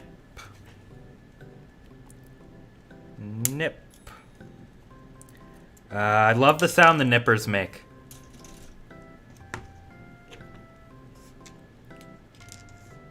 Just a little click. I'll just see if I can share that with you. That didn't click. Maybe. Okay. There's got to be some place on here that I can clip in a way that will share the lovely clipping sound.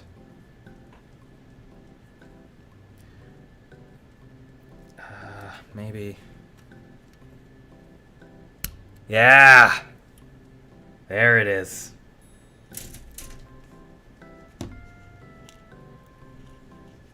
Love that click. It's such a beautiful clip. Little click.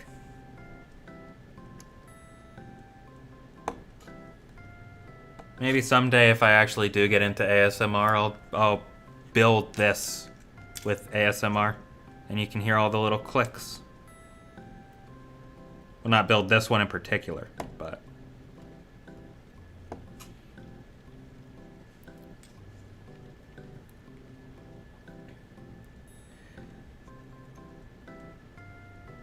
I would like to do some ASMR sometime. Yes, people do say I have a calming voice.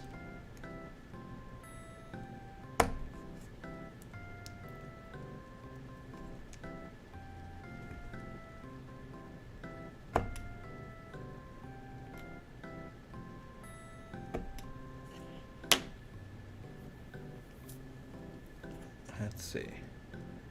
Okay, this goes here. And now we got the horns. Yeah. Some horns for us. Then we need B23.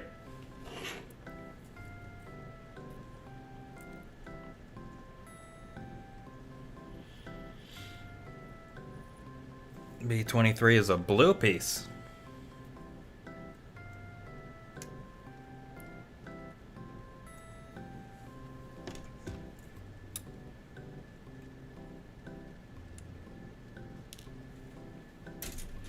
That's our first... Oh, I guess it's not the first time we've used a blue piece. We used a blue piece before in the body.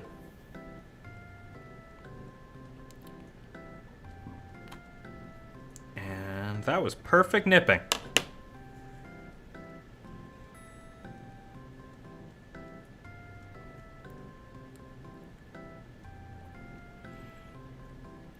And... Is that right?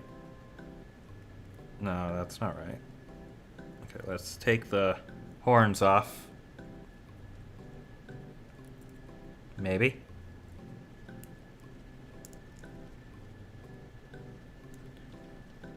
There we go. Now we'll put that in.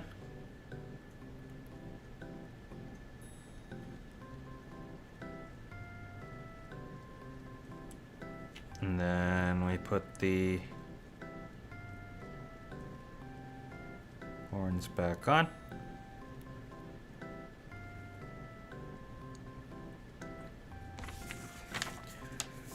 Let's see, what piece do we use to connect the head?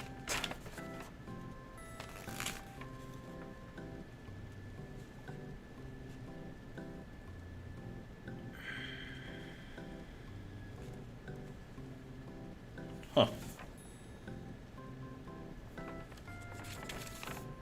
Oh, okay. That'll come in step 5. Okay, we don't need to worry about that then. Not yet. But now we have a torso. You're gonna form the head?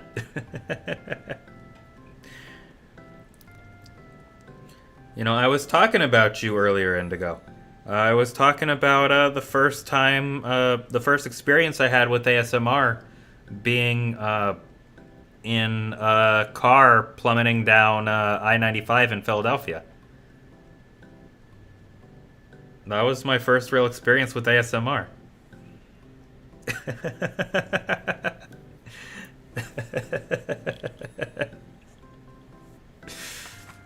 Or you're just like, hey, pass me the aux, and then you put on the hair cutting ASMR, and like the 6 of us in a rented Kia Soul just plummeting down I-95, awkwardly silent.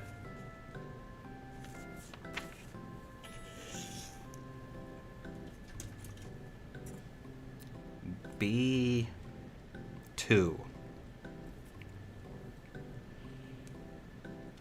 That was my first time with ASMR.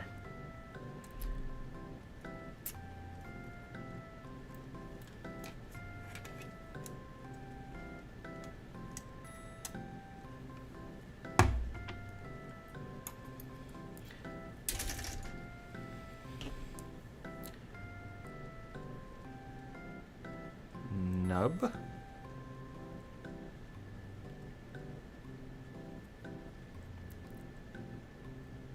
Nub.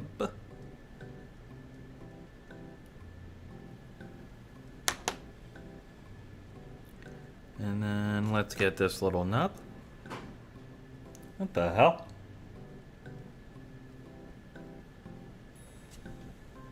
That's weird. Sounds like there's something moving downstairs, but Lazarus is up here. So there shouldn't be anything downstairs that can move. But, oh, I know what it was. Never mind. I know what it was. It was the automatic pet feeder. That's much less spooky than I thought it was. I was gonna say, what do I got, ghosts? Last thing I need right now are ghosts. C3.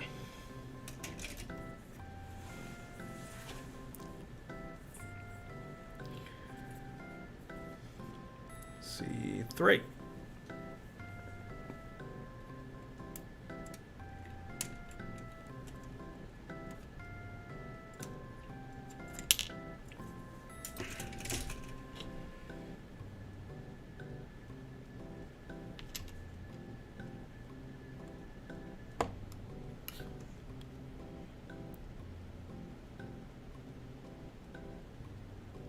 Perfecto.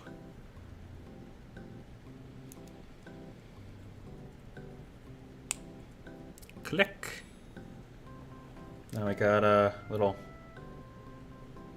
Tekadon logo.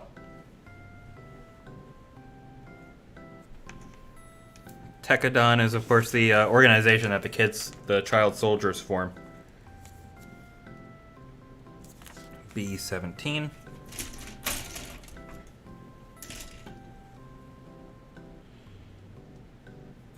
B17. That's 16. Here's 17. Is that right?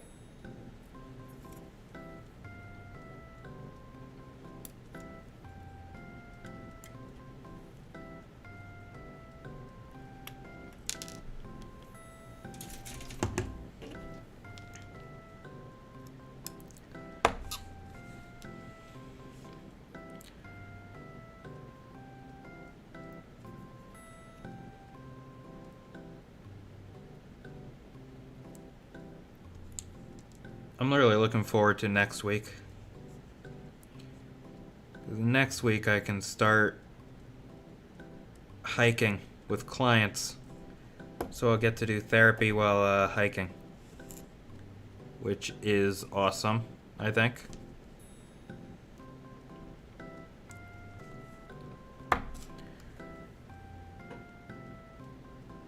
What better office than the office of nature?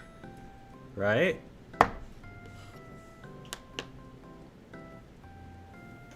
Let's see if we can.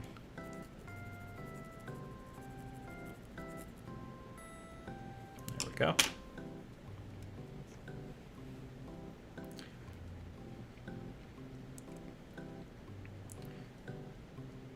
This, yeah, like that.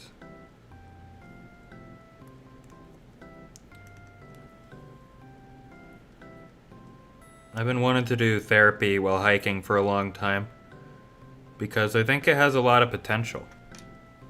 You know, I don't think people get it outside enough. So I think it's a good opportunity to get people to go outside and do something good for themselves. Something healthy. Some fresh air. Some walking around.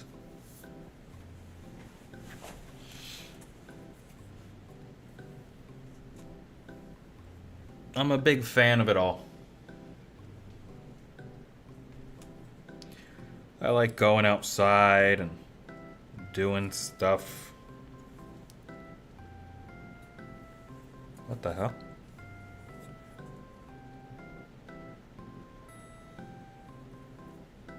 Huh. I need C10.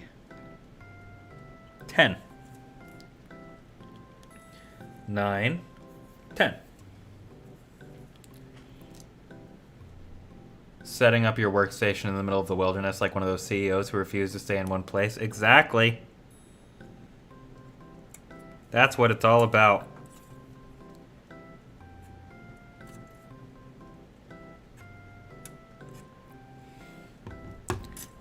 Oh!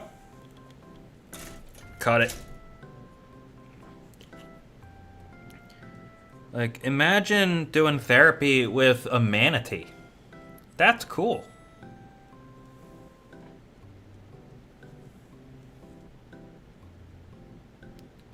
Manatees are such gentle creatures. Sea cows. I wouldn't do therapy. I wouldn't bring clients out to see a dolphin while doing therapy because dolphins are horrific creatures. Who is texting me at 8 p.m.? Nobody's texting me. It was my Fitbit telling me to go to bed, even though it's only 8 o'clock.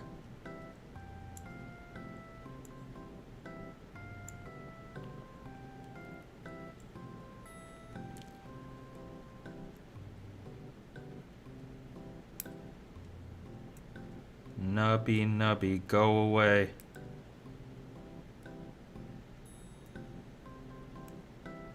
Get out of here, nub. Fucking nubs need to lurk more.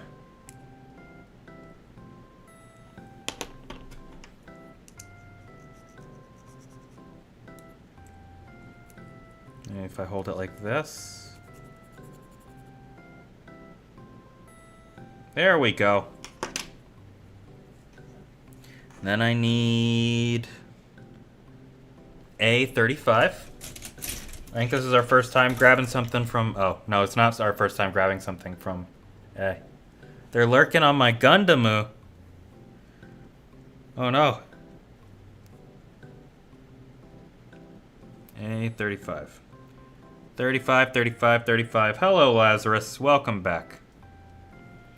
35. It would probably help if I looked at the side that had the numbers on them.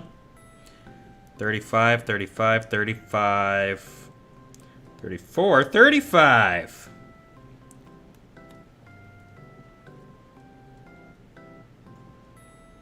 Click.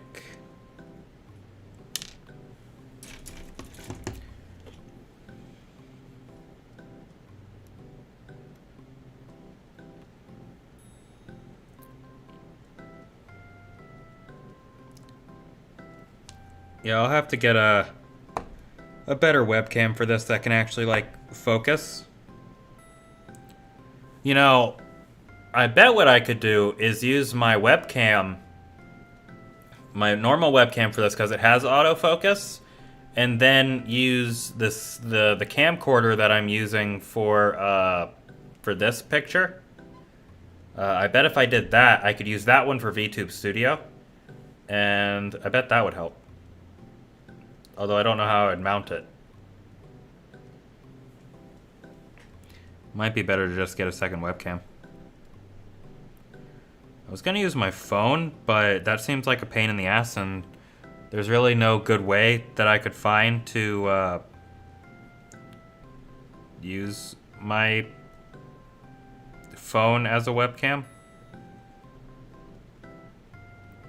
through USB. Because I don't want to do it over Wi-Fi, because then you're going to get a bunch of latency. Right? But, you know, I'm still learning all this streaming stuff. So there's plenty of time to figure it all out. Does this go like this? Or like this? This is being pointed this way. Like this? Oh, I see. And then I take this, and this goes here.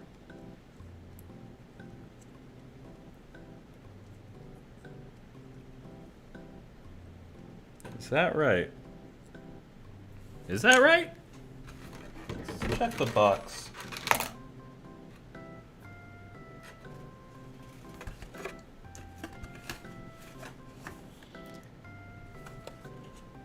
Is that right? That does appear to be right.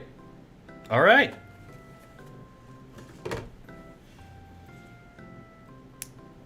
Oh, okay, there we go. Wasn't clicked in enough. And here we have a shoulder pad.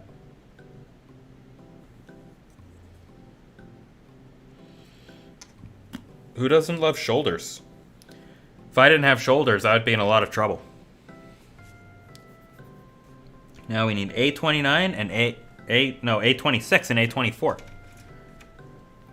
26 and 24 are pretty good numbers. I'd say I prefer 26 over 24. If I had to choose. You know, if somebody like ran into my house and they put a gun to my head and they were like, 26 or 24? 26 or 24? Pick!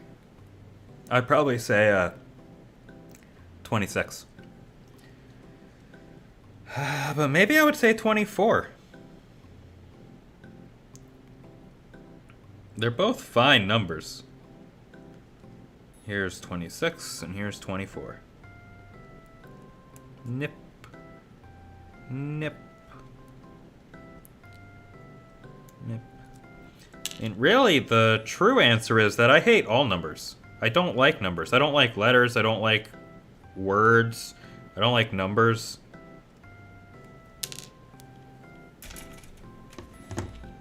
They're like brain parasites, all of them. And yet I use words because I've been tainted by them.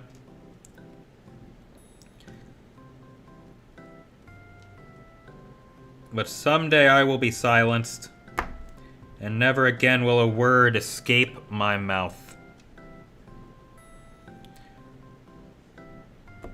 But not yet. That day has not yet come.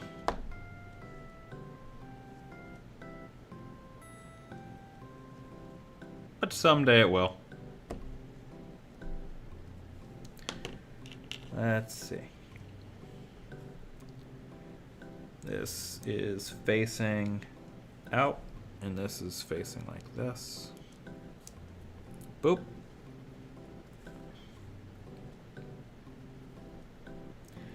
Now we got a joint. The kind of joint that, this is the right arm, so this goes here. Yeah. If that's facing this way, then this goes like this. The kind of joint that allows you to move things. Let's see, A30.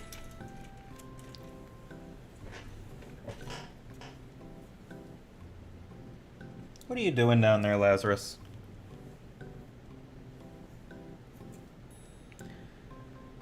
$30, $30, $30.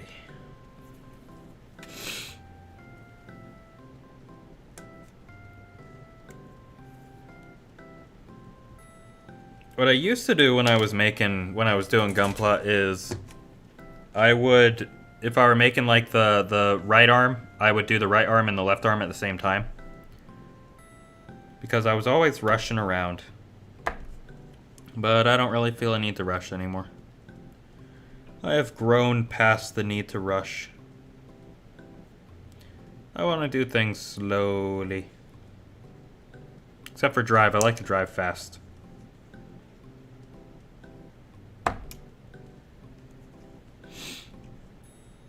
Driving fast is good for your soul. Here is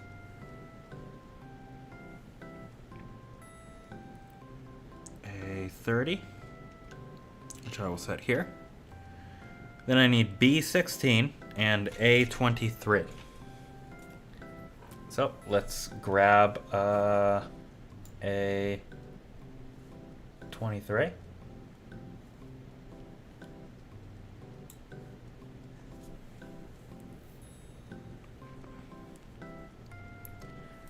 A23 is right here.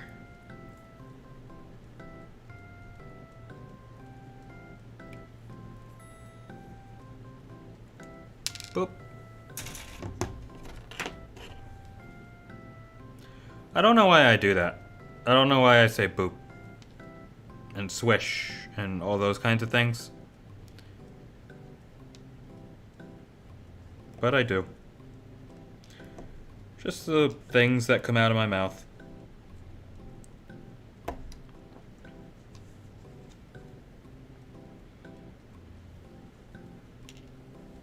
Let's see, this goes like that. And then I need B16.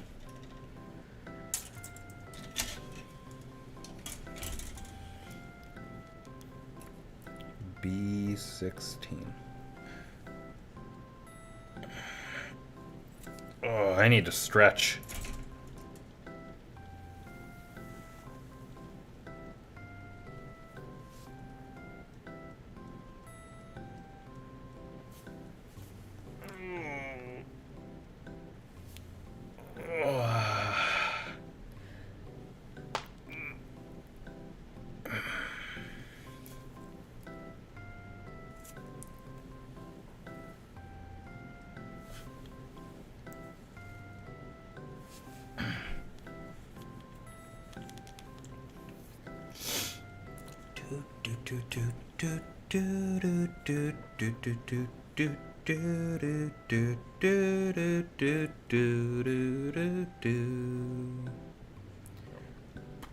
B16.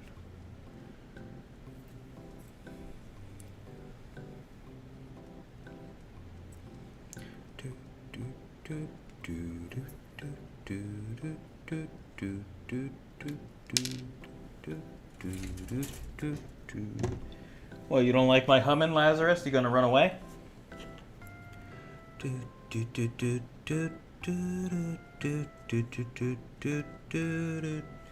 Lazarus, don't pull that cord. If you knock the camcorder now, it's gonna ruin everything.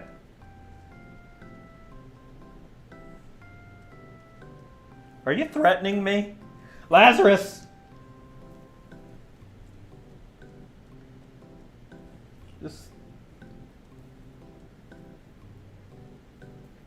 Just chill.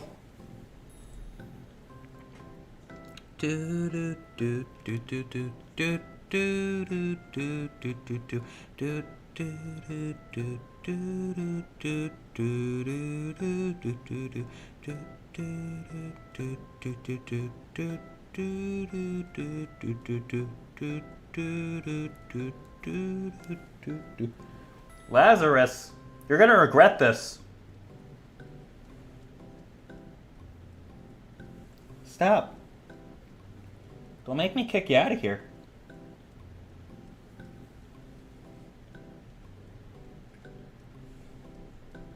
Lazarus, I can see you moving things. Lazarus!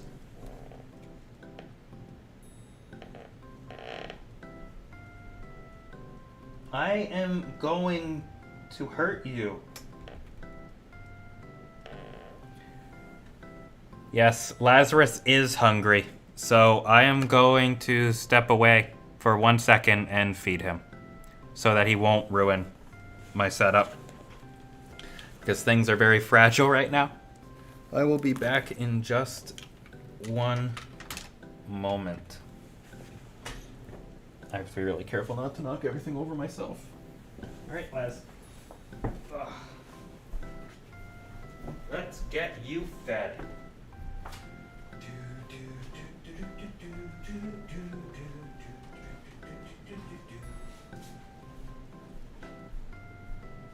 What the fuck? You had food!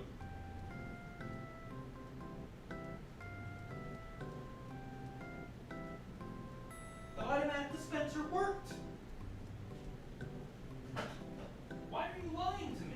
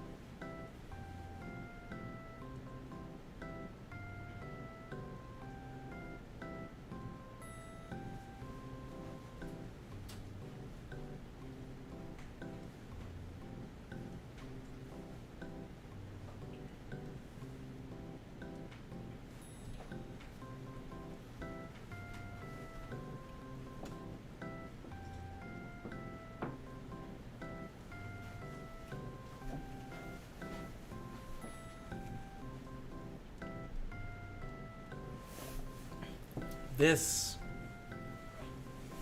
cat had food.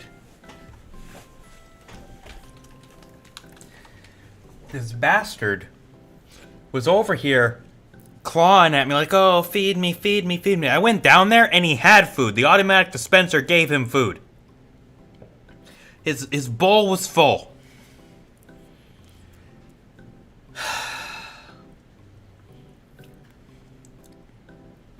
Swear.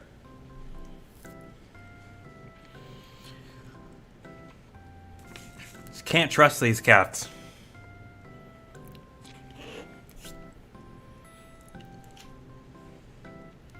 Yes, a heated VTuber moment.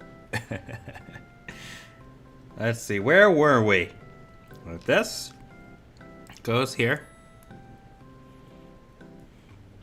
And this goes here.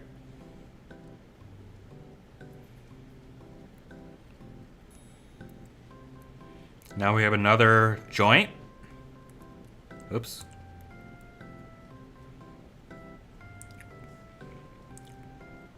Now we need C7. So we're back to the white ones. C7. 7.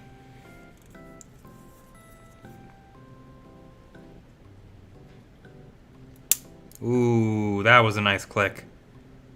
Oh man, this one's clicking nice.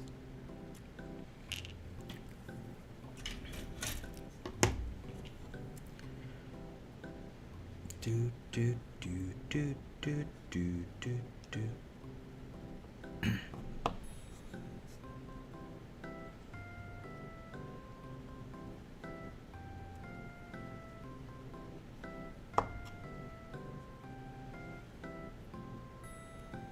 Nice Decio. So this goes like this. Right? Maybe?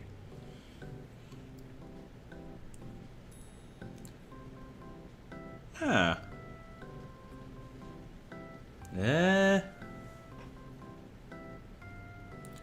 This is pointing this way, and this goes like this.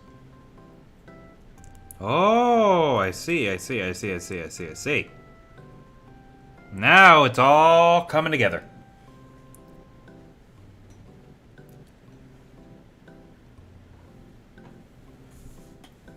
It is all coming together.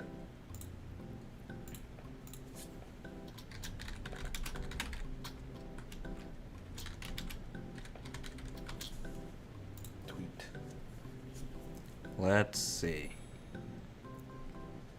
Next, I want a 28. Just one. A single 28.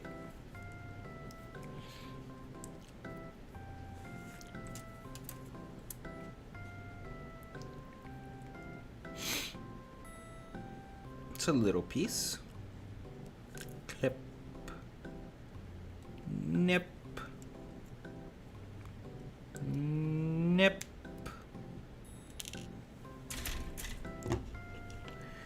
I haven't built Gunpla in so many years. It's so nice to do this. Can't wait until we have the finished product.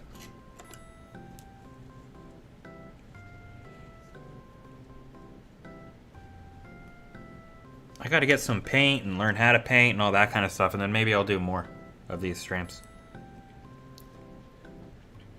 Let's go like that.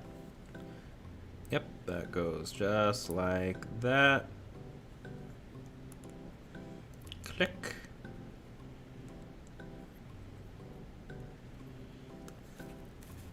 And then I need B18 and 19.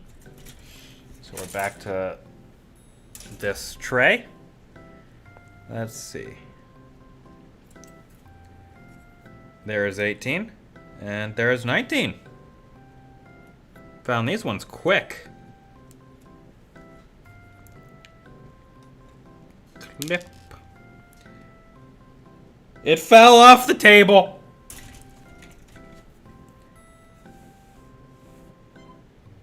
There it is. Found it. Ugh. Damn, I'm good at finding things.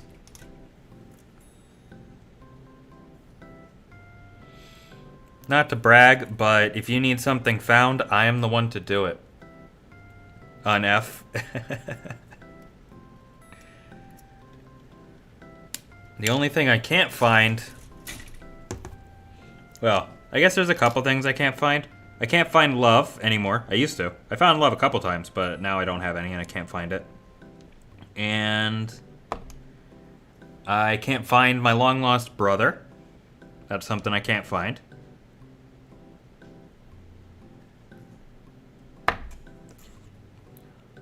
But with other stuff, I can probably find it if you need me to. Just,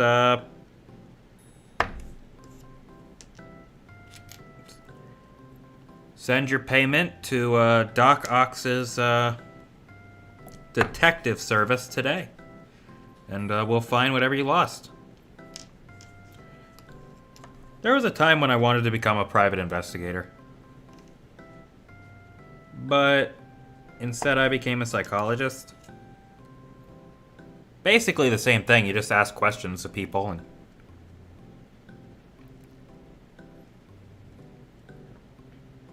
I think I'd be a good private investigator still. I'm sneaky. I am a sneaky guy. A sneaky fella. People often don't hear me coming. And I could be a bastard. Let's see, this goes like this. Yeah.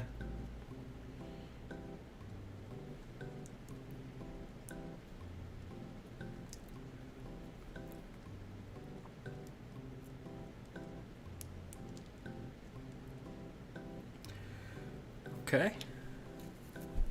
Next, I need C8 and C12.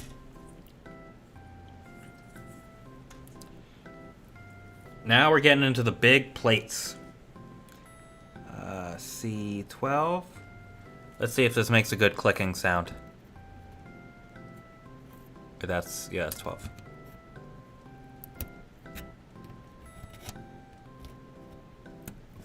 A little bit. Probably can't hear it. And C8.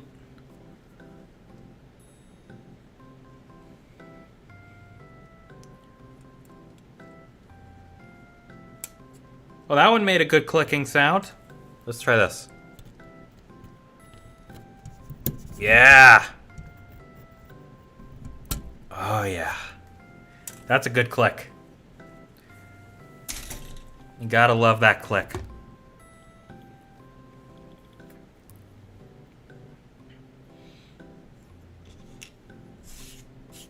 I don't want to have to clean up all these nubs. There are so many nubs all over the place, little pieces of plastic.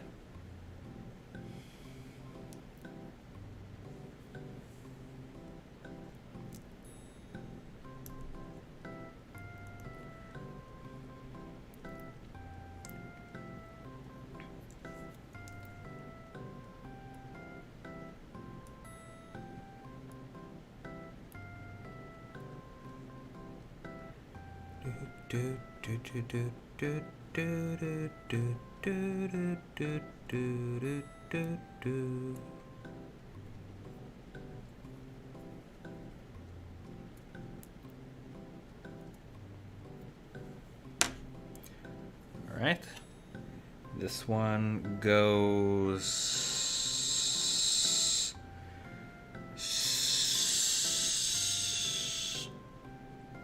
like this. I think. Maybe? No, no way. Yes way. That's exactly how it goes. Right? Yeah. Yeah, that is how it goes after all.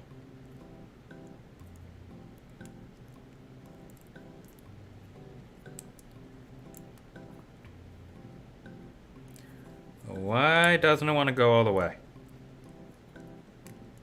There it goes.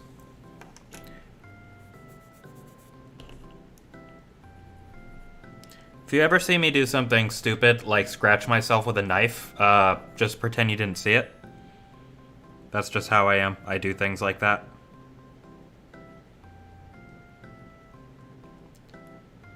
I've combed my hair with a knife before. Sometimes I just do stupid things because I'm a stupid person. Like, I am absolutely dog shit dumb. Dumber than the dirt on the ground.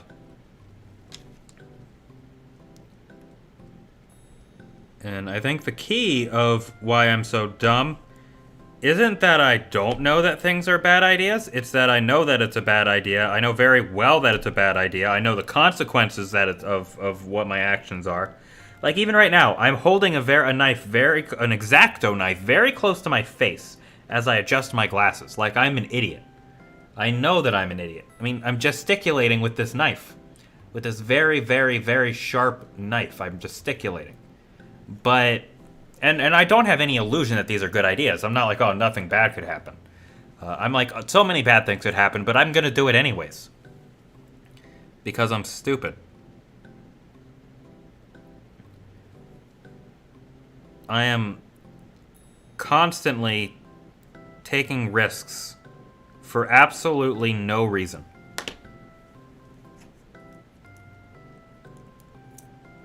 Because I am a fool.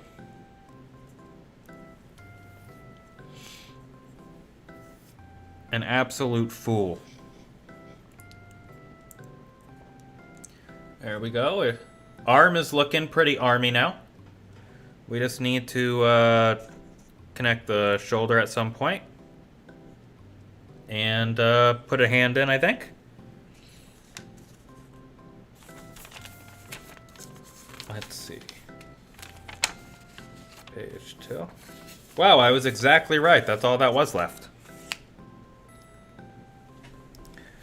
So, let's see. Here's this. Here's this. And this goes... the twisty twirl. Goes like that.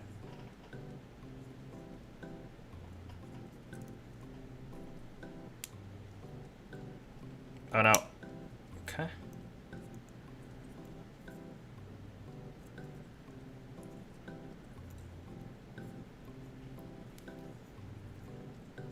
There we go. And then I need... let's see, I can use B14 or A34. So there are two different hands that I can use here. And I'm not gonna take them both out, I'm just gonna pick one right now. So, let's see. B14 looks like a hand that would be holding a weapon, so I'm gonna go with that one. Looks like one that would be holding a gun. So I'm gonna take that one, because I have a gun right here. Not a real gun. I have a plastic gun, that is to say. You can kind of see it over here. If I move. That's the gun. Over there, gun. I don't have a firearm near me. I probably shouldn't just say things like, oh, I have a gun when I'm streaming. Should think things through. Okay, and then I need C32.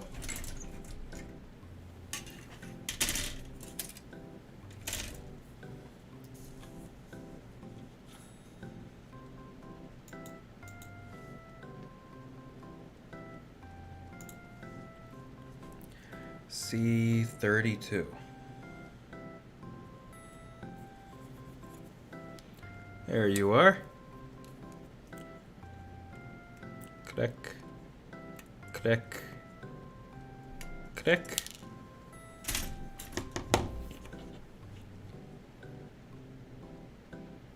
Now. Let's get the nubs here.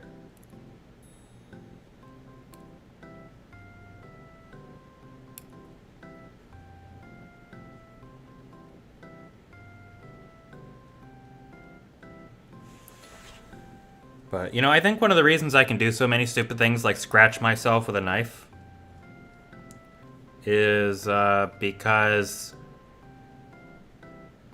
pain doesn't really hurt me very much. I have a high pain tolerance and respond to pain with laughter. So, like, what's the worst that could happen? I have a good time? That's kind of how I feel about it, I think. You know, as long as I'm not doing something that could, like, maim me or cause me permanent disfigurement. I'm an idiot.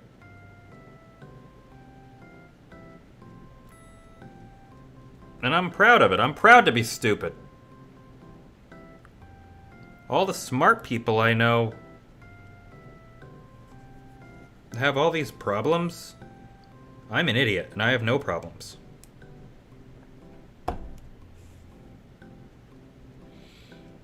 So, I think I'm winning.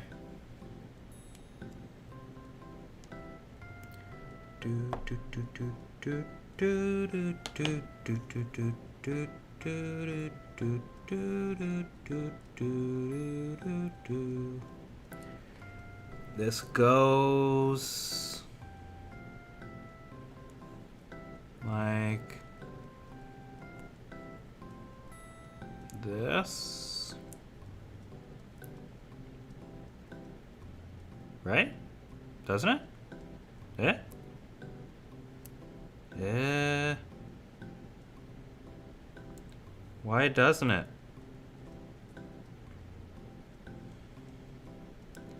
What is the problem here?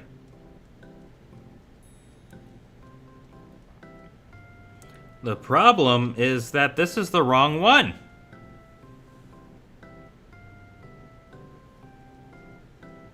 I think. Yeah, this is the wrong one. Oh, that's okay. Let's find the right one. Because, let's see, this is... Wait a second. This should be the correct one. So what's the problem?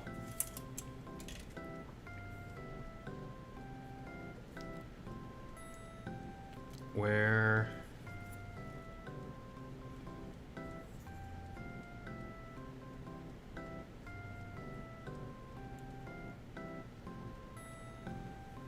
Huh. It says 32. But... Oh, I think it's mislabeled. Maybe? Maybe it's mislabeled.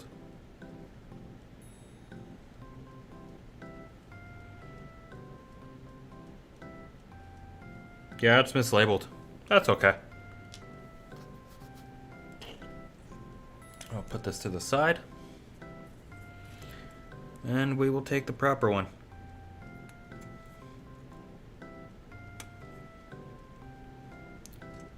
Boop. Oh, it's not that bad.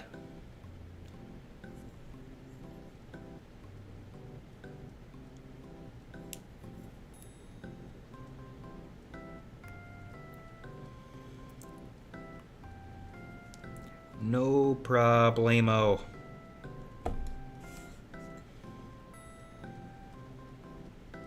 Ah! Oh, I got it.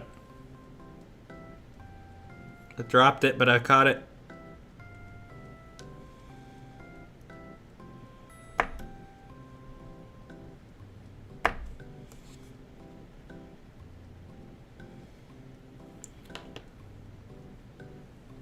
There's that hand.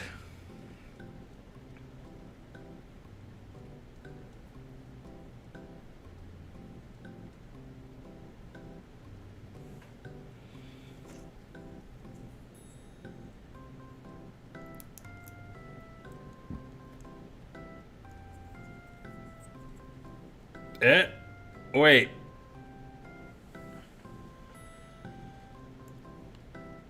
Wait a second.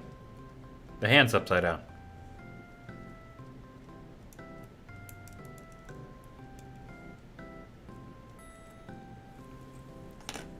Wait, maybe I was wrong. Maybe it wasn't mislabeled and I'm just an idiot. Where's...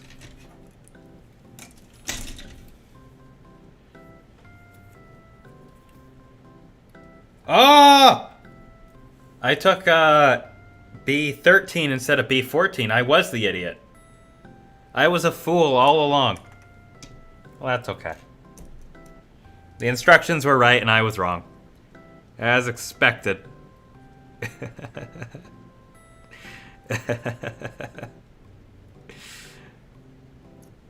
No problem. Done my.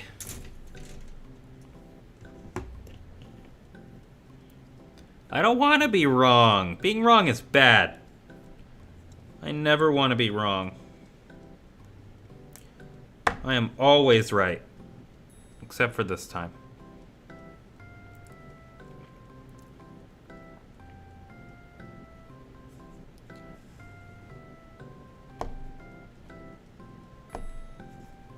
Ouch. That's weird.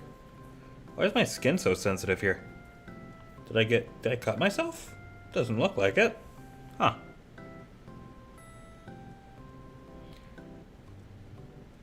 Well, it's probably fine.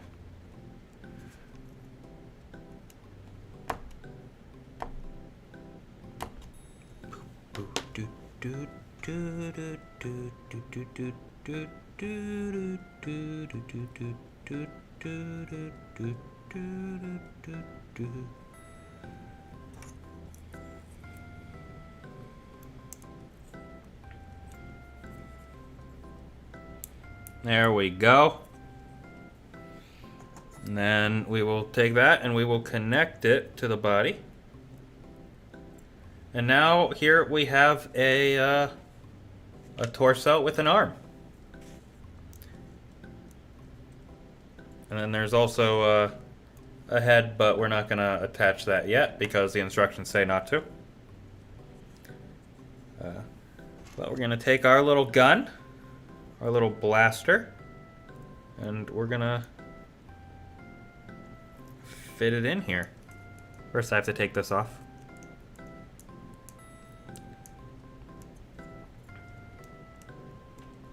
Come on, buddy.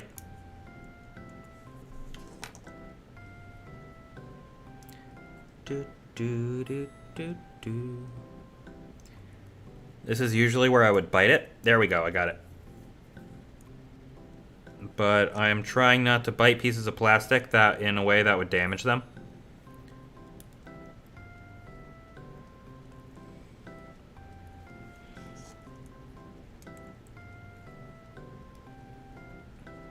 There we go. Now we got a gun. Pow, pow, pow, pow. And, you know, I think that's all we're gonna do for tonight. So, next Friday, at the same time, we will come together again and try to finish it up. And then, of course, tomorrow we have Detroit Become Human. We may finish that tomorrow. I'm not sure. But that'd be cool if we did. And then, so maybe I'll see you tomorrow. I hope I will. If not, then take it easy and I'll see you when I see you. Thanks for coming. For me, this was a nice, comfy stream. Hopefully it was for you too. And I'll see you next time. Bye-bye. Let's wave to the camera. Because I can actually wave this time. Bye-bye.